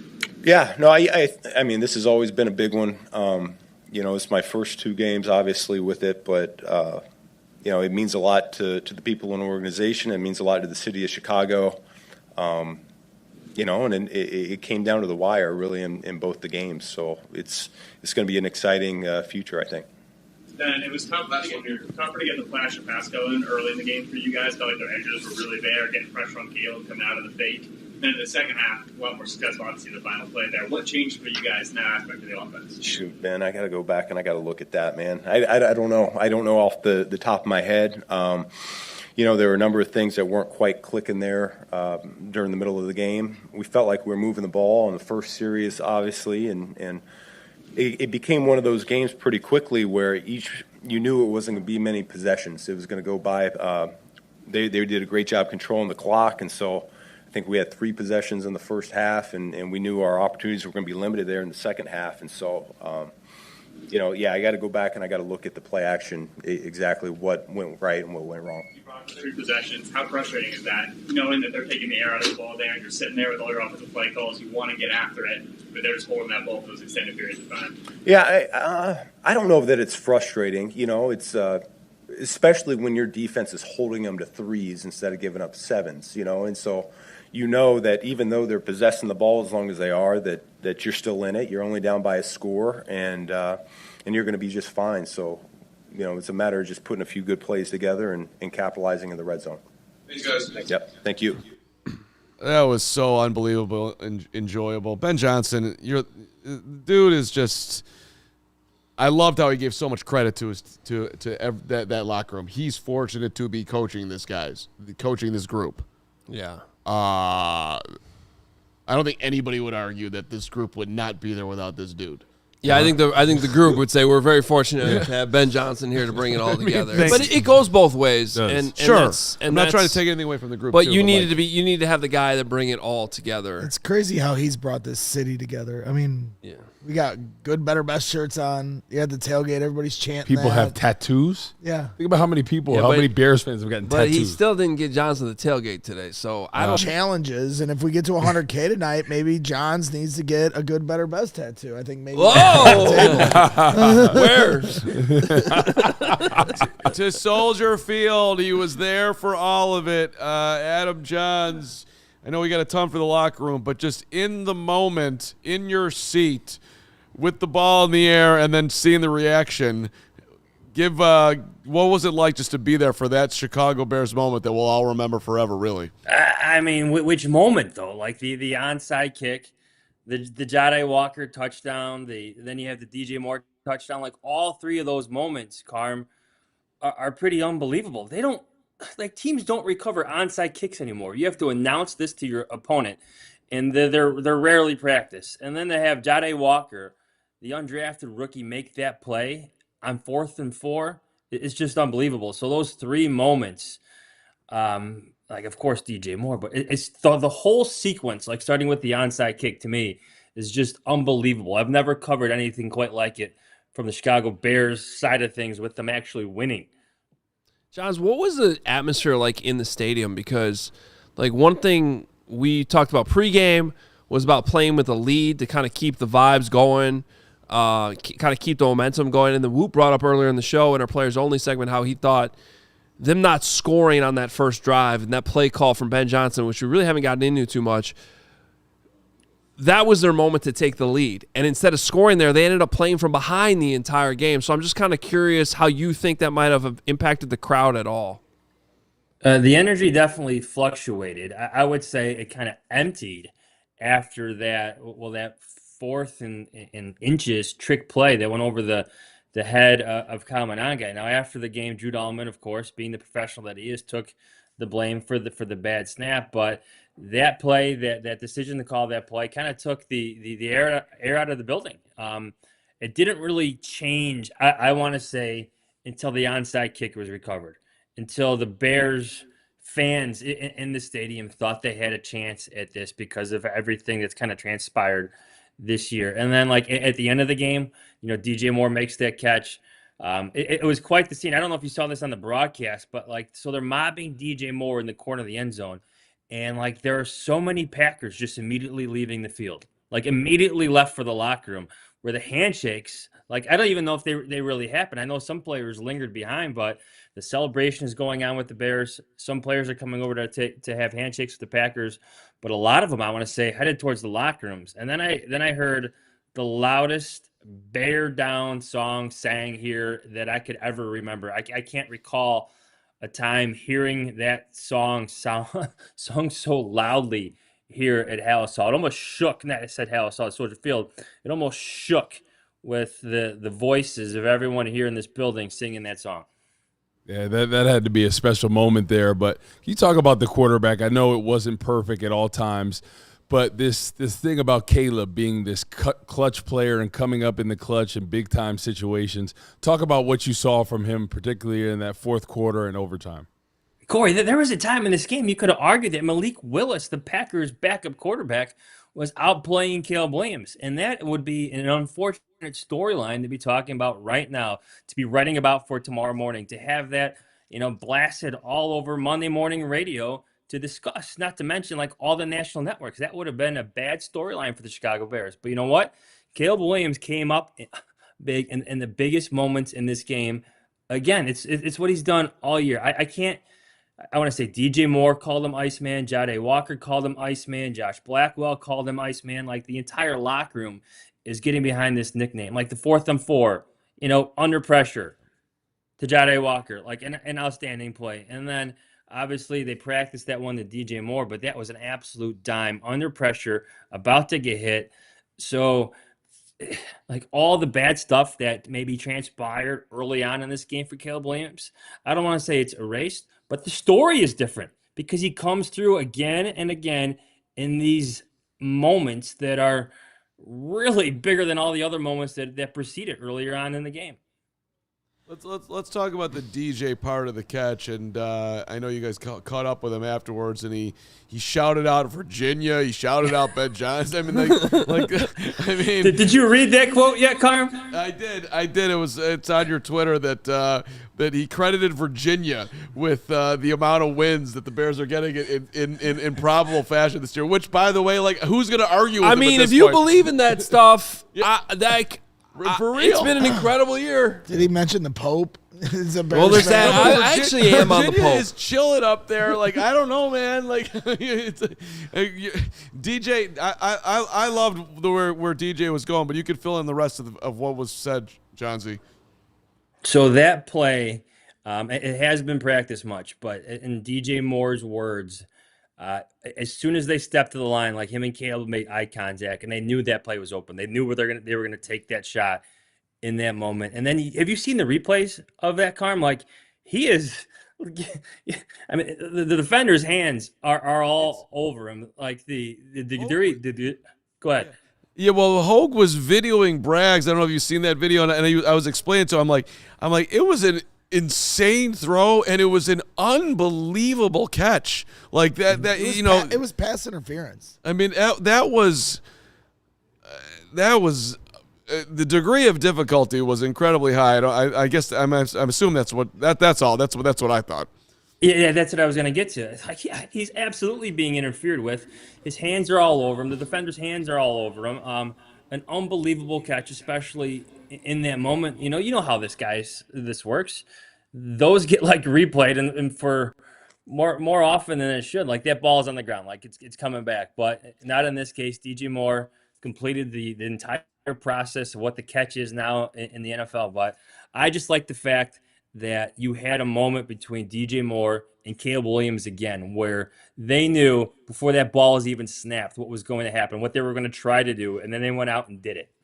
Johnsy, you know what that kind of reminds me of a little bit is when you watched the quarterback thing on Netflix that showed the different quarterbacks. It reminded me in the offseason of watching Ben Johnson working with Jared Goff, and they dialed up the Sam Laporta play at practice, and it was a very similar route. I know it's a different concept, but same kind of location on route. And and when they talk about we worked on this, it took me back to that. And it's like, wow, what he did in Detroit is obviously transferring over here. But there was some symmetry in that moment. Go ahead, Hoge. I didn't mean. No, I was just gonna say, Johns, I think it's a good comparison. Johns, I opened the show by saying this was the biggest Bears win that I've seen since I started covering the team, and I think I can't even really think of another one that would rival it, to be honest with you. If they had beaten the Eagles in that playoff game, I mean, that would have been on the table, but they didn't. So I mean, is anything else coming to mind for you? Devin Aroma should do. That's before 2011. I didn't know if you were around for that one. Yeah, 2011 was my first season. 2012 for Johnsy. I can't really think of another one. Like, just in terms of the vibe and feel of this season, like, I wonder what it was like to cover that Mike Brown year. What was it, 2001, where he's making, like, those amazing plays every single week. They had those comebacks against the 49ers and the Browns that year. Yep. Braggs, refresh my memory. You got that right. 2001, right? They made the playoffs back-to-back weeks with pick sixes for a touchdown to win the game. And also in that Browns game, they needed a Hail Mary to take it to overtime to then Mike Brown have the pick six to win it. The Arizona game, we are what they thought they were. That game was unbelievable. But the point is, this game goes down like in those games, like that. 100%. We're going to be talking about 20 years. The Midway Miracle. Yeah, the Midway Miracle by the shirt, Johnsy. Yeah, So- but Hoge, the best, it came against the Packers. Yeah. Like, how often have we ever said, like Never. in all seriousness, never against the Green Bay Packers. You know, the Brett Favre Packers, the Aaron Rodgers led Packers, and now the Jordan Love led Packers. Like, absolutely not. This has never happened before. They like, there are so many things working against the Bears in this one, and some of that's their own doing, especially with some of the penalties. But Hoge, to your question, I can't recall ever covering a game like this to go down like this, especially against the Green Bay Packers. Like, I feel like the best way Packer fans should be getting through this tonight would be actually seeking advice from Bears fans. like, how does this work? Yeah. Because to have what happened, if you think about it from their perspective, they like have a bad snap, fumble, fourth down situation, get nothing, and then it's Caleb throwing the dagger, sort of the prayer ball. We've been talking about it here on this show and Hoge and Jahns. Jordan loves prayer balls. That's kind of what that was in some ways. And he comes down with it. Like, this is – all right, Packer fans, this is what it feels like. I mean, Bears fans have been dealing with this exactly for 30 years. Yeah. And you know what? Like, there is such – like, there's so many unbelievable qualities to this game. But if you listen to some of these players, like, it's Cairo Santos explaining that he has to hurry up on his onside kick because the wind is not cooperating with him, where he has to lean it and lay it still, not exactly how he wants it or practice it because he can't trust the wind. Not only that, he has to hurry up and kick it on his onside kick. Not only that, guys, but they've practiced that before, where his teammates are now ready for him to hurry up this kick in this situation. And then they go out and execute it like they did. Like Noah Sewell, he's not being talked about enough because he makes contact with Romeo Doubs to really force that fumble. Yep. And then you have Josh Blackwell getting in. But again, it's DJ Moore, again, explaining like, yes, this is a moon ball, a prayer shot thrown to him, but that's something they practiced and something that they identified going into this game that could work given this right situation. And this is kind of a sidebar at this point, but look, I get it. The results are the results, and I understand why fans have been frustrated with special teams at times this season. But when I get asked, like, why I defend Richard Hightower so much, it's because regardless of what the results are, I can tell you from, like, what John's just said there with Cairo, this guy knows every rule there is to know. They work on every little detail like that. Like, I know they are working to be prepared, and they go through so many little things like that exactly. And I think that's why earlier in the game, and I'm sorry if I missed this earlier because we did play Cairo, why they waited, not the one where they should have kicked it earlier, because I do want an explanation on that whole 2-minute warning thing. And that would be an example of something that deserves to be criticized. But that's not necessarily on Hightower. That's more the head coach calling that in maybe. Anyway, earlier in the game, they waited forever to kick the ball. Do you know what I'm talking about? Yep. And then he drilled it. And I'm sitting there going, I bet you he's waiting for the wind to die down. Like the break in the wind to kick it. Well, but did you see on the replay after what they showed? On the broadcast, I don't know if you caught this, Johns, on that particular kick, the reason they were waiting is because the snapper he knocked the leg over. Telling the guard on the right, hey, move your leg, because his leg was like kind of underneath the center's, snapping launch point. And so they were like, hey, move over a little bit. And so you could just see how they were taking their time. So obviously that's a good segue just in terms of, Cairo and everything he did in this game. And Johns, I think you know how big of a fan I am of Cairo. President of the Cairo family. Well, we have worked things out. I apologized earlier on the broadcast for, the things I say and do, and we all understand how stupid I am. But what did you hear from Cairo just on his day? Because honestly, he saved the Bears. He kept them alive in this thing. Hey, he was arguably the Bears' best player for a long part of this game, to be honest with you. Like, I'm starting my likes and dislikes for Hoge and Jahns tomorrow, and he is up there like is my number one like going into. I got to take Adam Hoge's special teams thunder away from him. I think Cairo Santos was that good. Like, the win was a problem today, guys. And Hoge, you brought up what happened in that final 2-minute situation. Cairo kind of explained it. I don't know, maybe that was after I turned off the camera, but like at some point he just needed to feel good about the kick. Couldn't rush the kicks. He had to make the kick. And given the circumstances, given the win, I mean, you guys saw it on the broadcast. The uprights are literally shaking. he needed to feel good about the kick itself. Like, that became his priority, making the kick. He knew he had to get it, to make the 2-minute warning. He understood, like, the scenario, but at some point in his mindset, making the kick itself, like, prevented him from hurrying up too much, if that makes sense to you guys. Yeah, see, I think that's the mental state with the win, and just kind of like it's kind of like hovering over a golf ball when it's on a windy day, and you're just like kind of got to wait for the right moment. So let's just talk that through, though, because when we were watching it, in the moment, I thought they were going to call timeout, and Briggs and we were sitting there like, kick it before the 2-minute warning so you get that timeout, which didn't work out.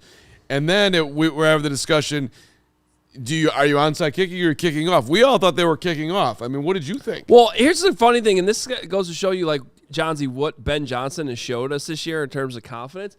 Because one of our working theories that at least came up was maybe he knew he was onside kicking it the whole time and was like, well, if we're doing that, we're getting the ball back. We actually want the clock to bleed down, so we don't care about the 2-minute warning.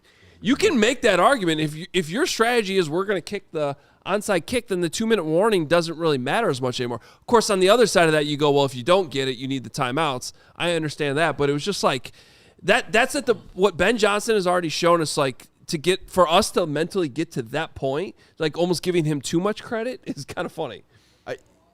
I would think if you knew you were onside kicking that you would call the timeout because you wouldn't be worried about having them and to give yourself more time. I don't know, Johns, what were you thinking in the moment of what they were doing? Oh, I thought they were rushing to get to beat the 2-minute warning.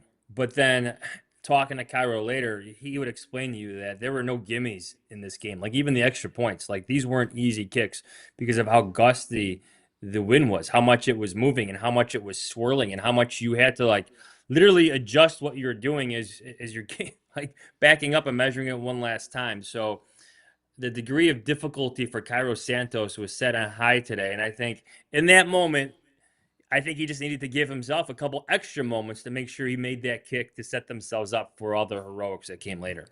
Correct. I mean, the timeouts are important. The 2-minute warning is important, but if you don't make the kick, none of it matters. So he made the kick, then figure the rest out later. Obviously, the other story of this night, and maybe you guys have talked about it, and I've just blacked out this entire time while we've had this conversation, but Johns, we set you up when you joined us on Thursday. I think all of us this week have kind of taken a turn calling Jahdae Walker, so I'm sure you had no doubt that Jahdae Walker was going to tie the game to end it in regulation. Just an unbelievable play.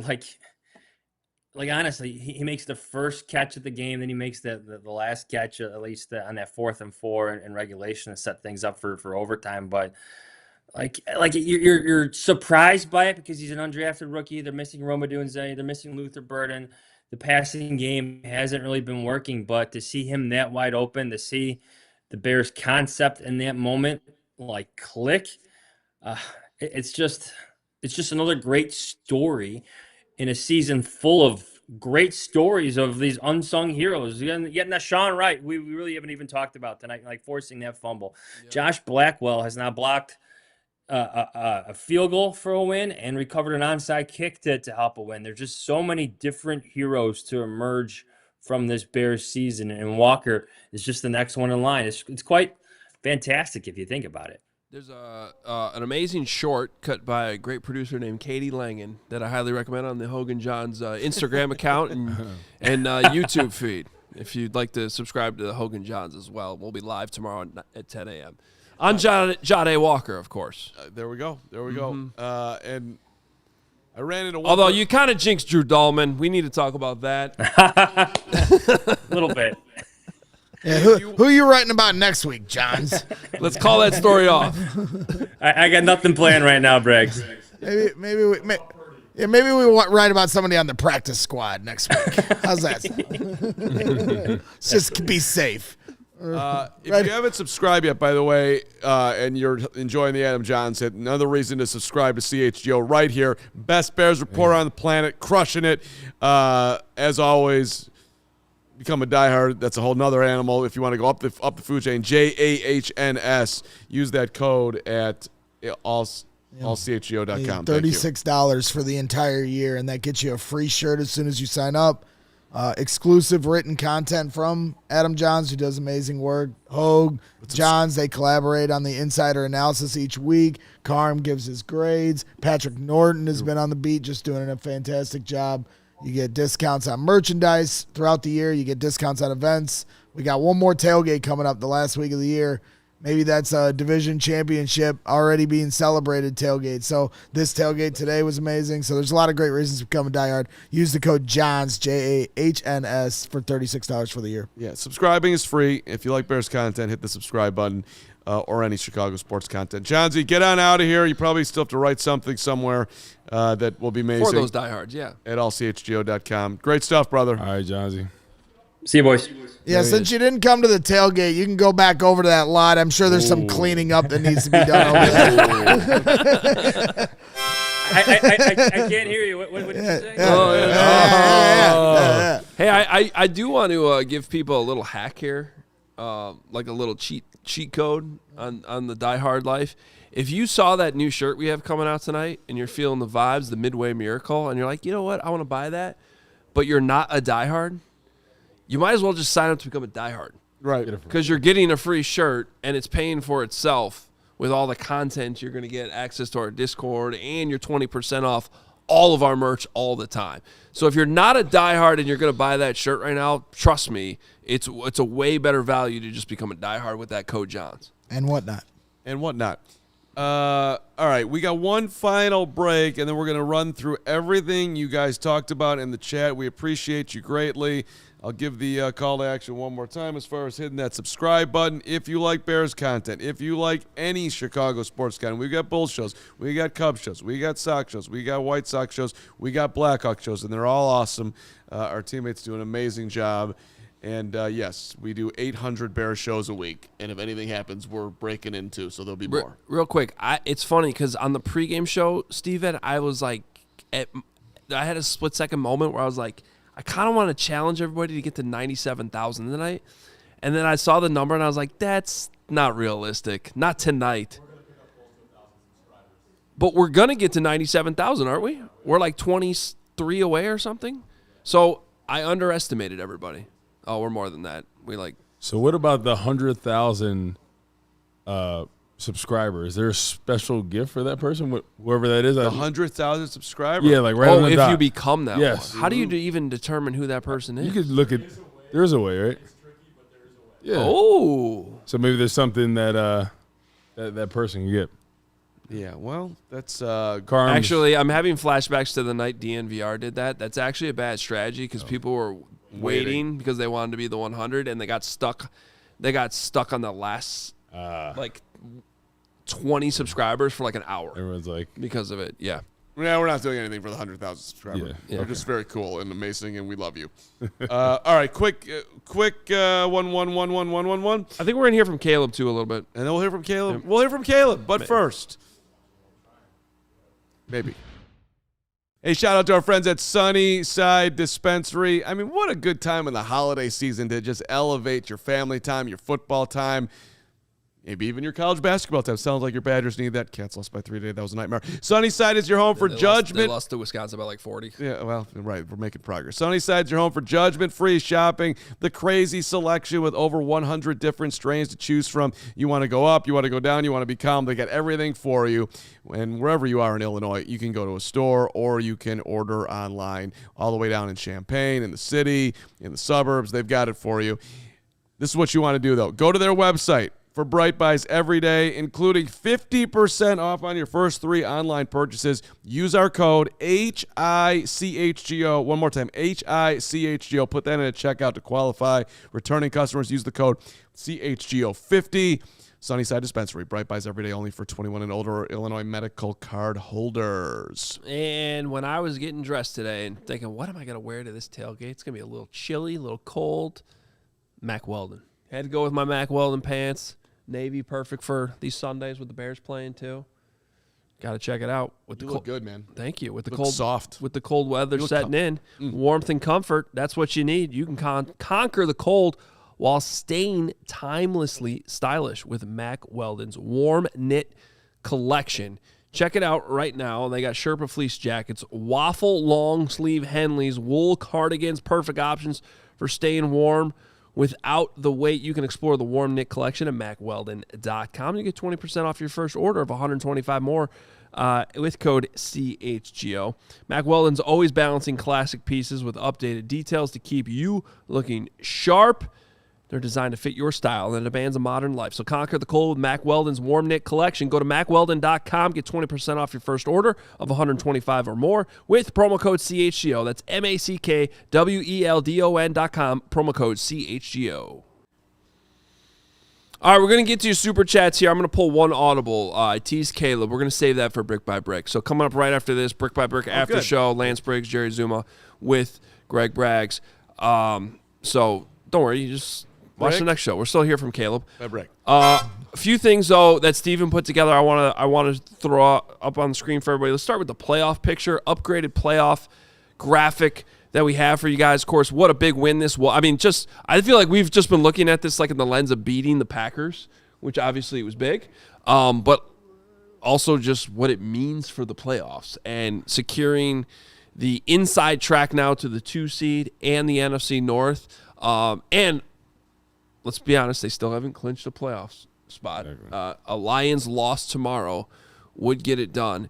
But with the win tonight, they are 11-4 and have a 94% chance of getting into the playoffs.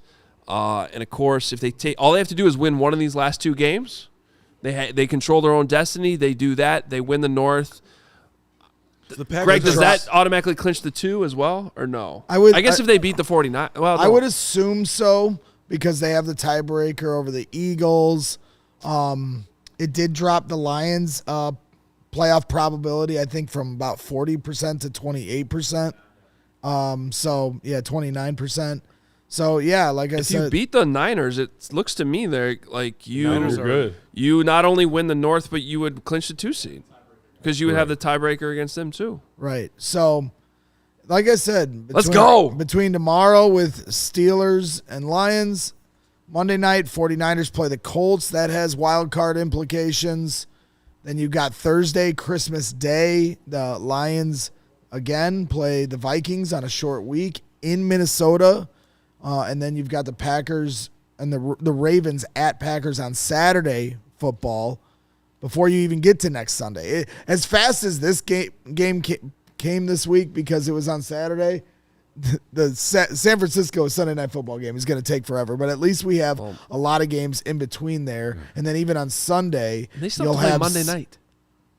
The Niners do. Right. They play 2 days from now. Right. And then so they'll be on a short week. And then, so then fast forwarding to next Sunday, not a week from tomorrow, then you have Seattle playing at Carolina. But that doesn't matter as far as the 2 seed goes because the Niners. No, but if you're also looking at the at the 1 seed, if the Bears were to win out, Seattle plays at Carolina and at San Francisco to end their year. So everything's on the table. But the 49ers could still beat Seattle. They're not totally eliminated from that whole thing. Anyway, right, I got it. Regardless, let's look at one other thing: the win probability in the fourth quarter.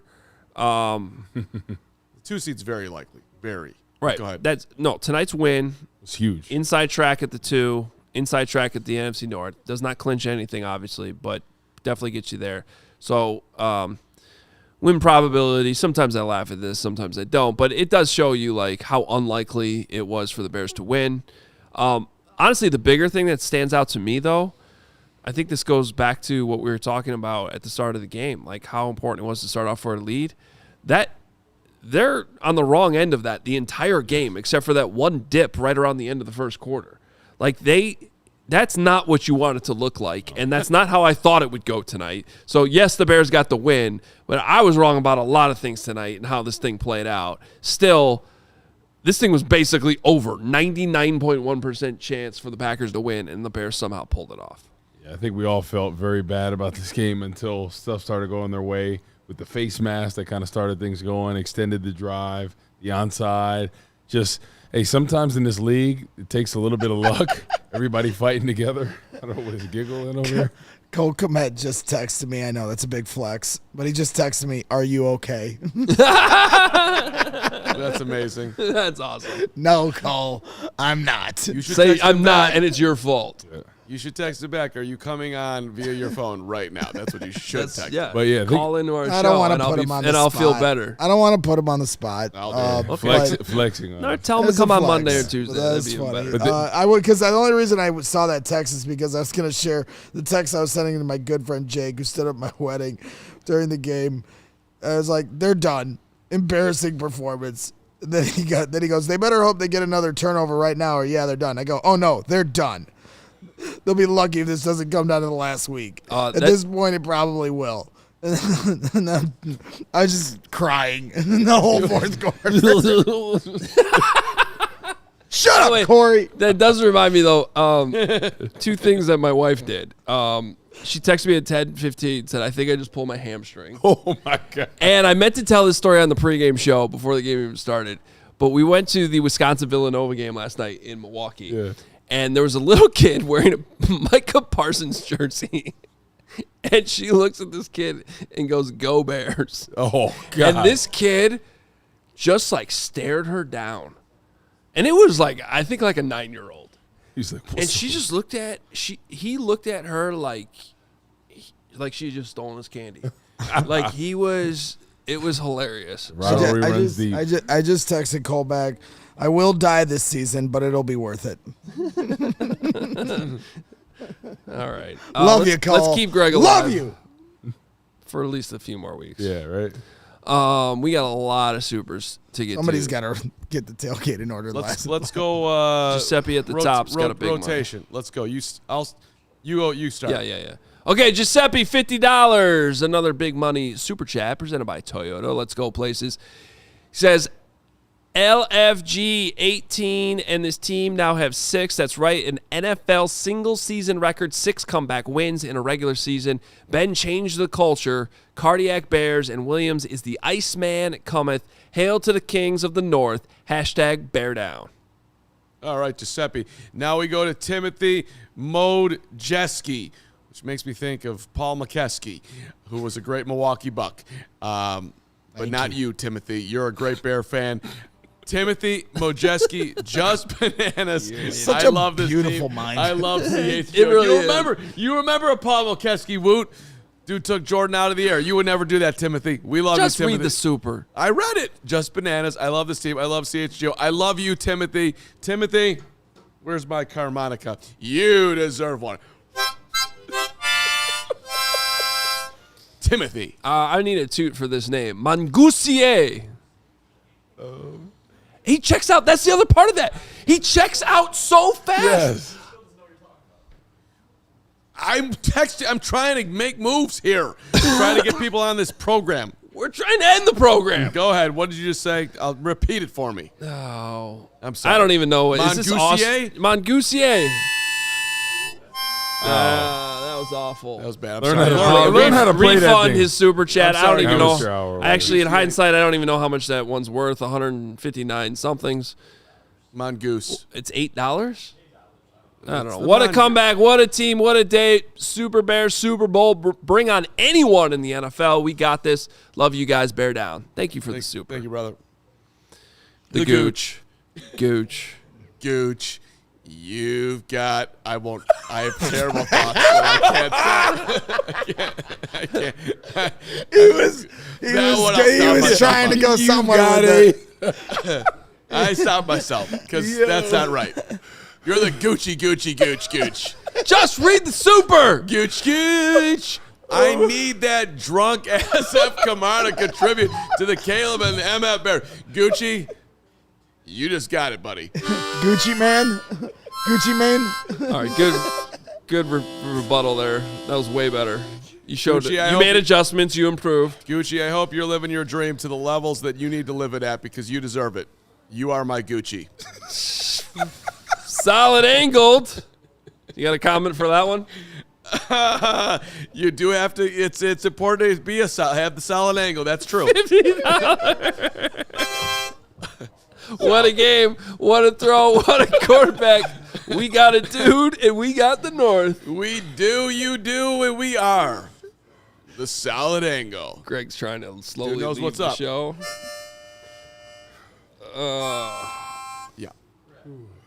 Yeah. Well, let's Rapid try. fire. Briggs and Azumah want to go home at some point tonight. Craven, $50. It had to be exorcism by fire, but it had to be done with an undrafted rook and the DJ.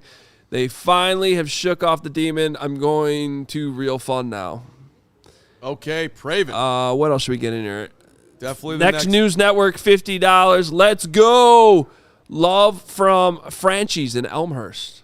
I'm on my way. Post game, I'm going all night. Franchies. They sounds stay pretty open good. late? I don't. What about the diner on Irving Park? Let's go. Luke's get a CC, slider. $100. Given our ability to run the ball, which could have been better tonight, I'm looking forward to flying out to San Francisco for the Super Bowl. Agree that this is realistic? I think this coming week's a great scouting opportunity. Yeah. To look at the stadium, get a feel for the turf, take advantage of it. I mean, get a free trip to San Francisco, 7 weeks before the Super Bowl? 8. I mean, they've raised the bar very high right now, but it to me it feels like, hey man, we're in the gravy zone. They've had let's keep it rolling all the way to San Francisco. But either way, this is it's a hell of a year for the Chicago Bears. Yeah, the GOAT, who honestly, when he gives us $100, we should make a mental note. We got to get that on a little bit faster because he's 6 hours ahead of us. And I don't know. Actually, maybe he's just awake for the day. Wow, 4:49 a.m. and I'm so amped. After this game, I have to drive from Edinburgh to York in a few hours, so no way I can get sleep in most amazing comeback. So many gave up on this team in their... So many on X. Oh, on X was cooking tonight. Yep. Will we be playing in San Francisco twice this year? It's a great question. That is a good underlining. Going out there next week, and then, hey, why not one more? Let's go. $100 from Christopher Wagner. Wag the dog. Wag yourself with the wag. Yo. Nothing for the wag other than 100. Wag yourself. Well, I mean, sometimes that's the only option. All right, $10 from Carm's Yawn. Can we get Carm's Yawn in here for 10? My face right now, maybe forever. This game was nothing short of poetry. Live it up in Chicago. We deserve this. You're the man, Carm's Yawn. What about our guy, Robert Pelote? Robert, $50. Robert, you look professional as hell, Robert. How are you watching this show? We love you, Robert. Super Bears, what a win. Ben Johnson has changed the entire franchise for the better. Ding, ding, ding. Love the CHGO guys. Bear down. We love you, Robert. Appreciate you. Bragg should get tackled by Briggs. Do it for the boys. What do you think, buddy? I ain't afraid of Briggs. Tackle would be good. Gotta give a $100 super chat. Huss. He told him to wag himself. That's so funny. Good wag yourself. You're out of your mind. Carry Huss. Huss. You know Huss is wagging himself. It's all right, Huss. I'm with you, baby. What? I'm done.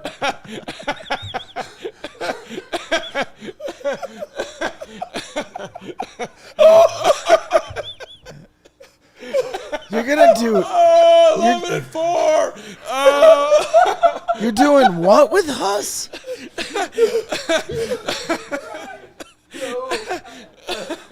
Okay. This test was crazy. You're damn right it was, Huss. We can't wait to see you whenever the next time we see you. All right. 200 from you. Do that one, Braggs. The Prodigy, the X-Prodigy. $200 super chat from the X-Prodigy. You are the absolute best media company in the game. Bear down, Decatur, Illinois native. Grew up with the Staleys. This would be their proudest moment. More soon. Appreciate you. Grew up with the Staleys. What are you, 107 Thank you guys. years old? Thank you guys for all the love and everybody at the tailgate showing the love as well. You guys, it's really gratifying, and I know, like, when it comes to social media or chats and Bears fans, we understand how passionate you guys are, and there is a lot of people that, You're either gonna love me or hate me. You're either gonna love Carm or hate him. You're gonna either love Hoge or maybe you don't hate him, but you might love him. But regardless, well, nobody hates Hoge. Is my point. And everybody loves Woot. Happy anniversary to the Favre killing. But like to hear people like it does mean a lot when you guys, because we understand how special this show is and how each of you kind of relate with somebody different on here, and like that's what we want. That's what we're here for. That's what we've been doing the last 4 years and building to this moment. You know, going through 14-game losing streaks, 10-game losing streaks, and now we're here. And this is what, like I said, we deserve it. Did we lose 14 in a row in the history of this show? Did that really happen? Yeah, it was bad. Yeah. We lost 14. You guys are the greatest. Lost 10 in a row last year. We're the greatest. All right. Anything 50 and above, we still got to get in here. Just want to say I'm a Bear fan in Colorado. Kills me not to be at games. My family has had season tickets since 1972. My grandmother wrote a letter to Papa Bear, and Papa Bear wrote back to her with season tickets, and we have had them ever since. That's amazing. Wow, that's an unbelievable story.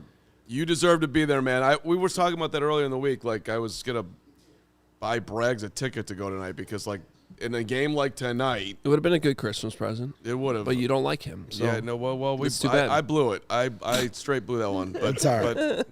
But it wouldn't. If I'd have been there, if I'd have been there, it wouldn't have happened. Like, well, we wouldn't have gotten the video, which was everything needed to be exactly how it was for it to happen. And that's why Kevin Kadick is going to sit next to me for every game for the rest of his life in that chair right over there. It was a better ending for Kevin than last year's Packer game. Oh, yeah. That's for sure. But the point is that the diehard Bears fans, however many of you were in the building tonight, every single one of you, that's how it should have been. Old school JH4 in the chat says, when this show is over, we are all going to wag ourselves. Okay. Nutella happens. $100. It's F the Packers always. Notice the quotation marks, Braggs. That's right. Shout out to Nutella. Love your product.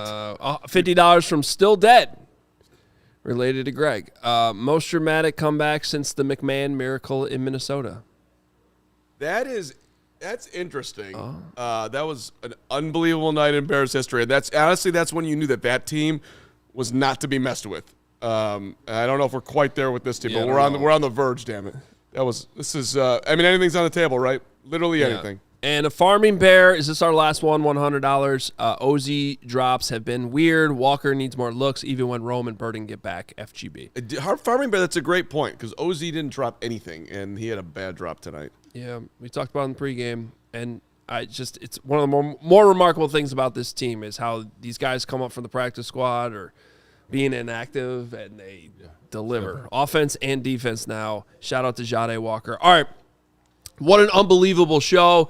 Definitely went off the rails. We added so many subscribers. Did we get over 97,000? I hope so after all that. Ooh. Come on. Big money, big money, big money. Come on now. Come on. 27 more. If you're 27 more. Let's finish this. Haven't hit the subscribe button. We got to get over 97. Jordan over the Jazz. 1997. What a year. Okay, do it for that. Do I need to? What story do I need to tell to move this? Don't tell any wagging stories. No, we want people to subscribe, not unsubscribe, Carman. Okay. Get to 97,000, and we can Carm do this. will wag himself. In the meantime, while we get to we're almost there. We're getting up there. If you want more of that, Brick by Brick is coming up next. Lance Briggs, Jerry Azumah, Greg Braggs Jr. I think you guys are going to play some Caleb. And reminder, subscriing is free, costs you nothing, and you get great Bears content. Oh, here it goes. Come on, baby. 4. It's free. It's awesome. It's amazing. 2. You want to come back. Whoa. You want, hey! That's incredible we did that tonight. That's hard to do in one night. 1,000 in one day. Can we take off New Year's? I don't mean us. I mean, like, can we take that off the table? Can we get to 100,000 by New Year's? It's on the table. Everything's on the table. Everything's off the table. Remember that guy? when they throw a Hail Mary to win the next game from the other 22-yard line. Thank you for all the support. You guys are the best. Again, 20% off. Thank you. Flash sale tonight and a brand new shirt for you guys. So check that out. Become a diehard. hit subscribe. We appreciate you. You guys deserve this. Seriously, tune into the Brick by Brick after show. Lance Briggs, Jerry Azumah sitting right over there, getting ready to jump on set. They're going to be bringing the heat. We always have a lot of fun. We joke with the chat and get your questions into them.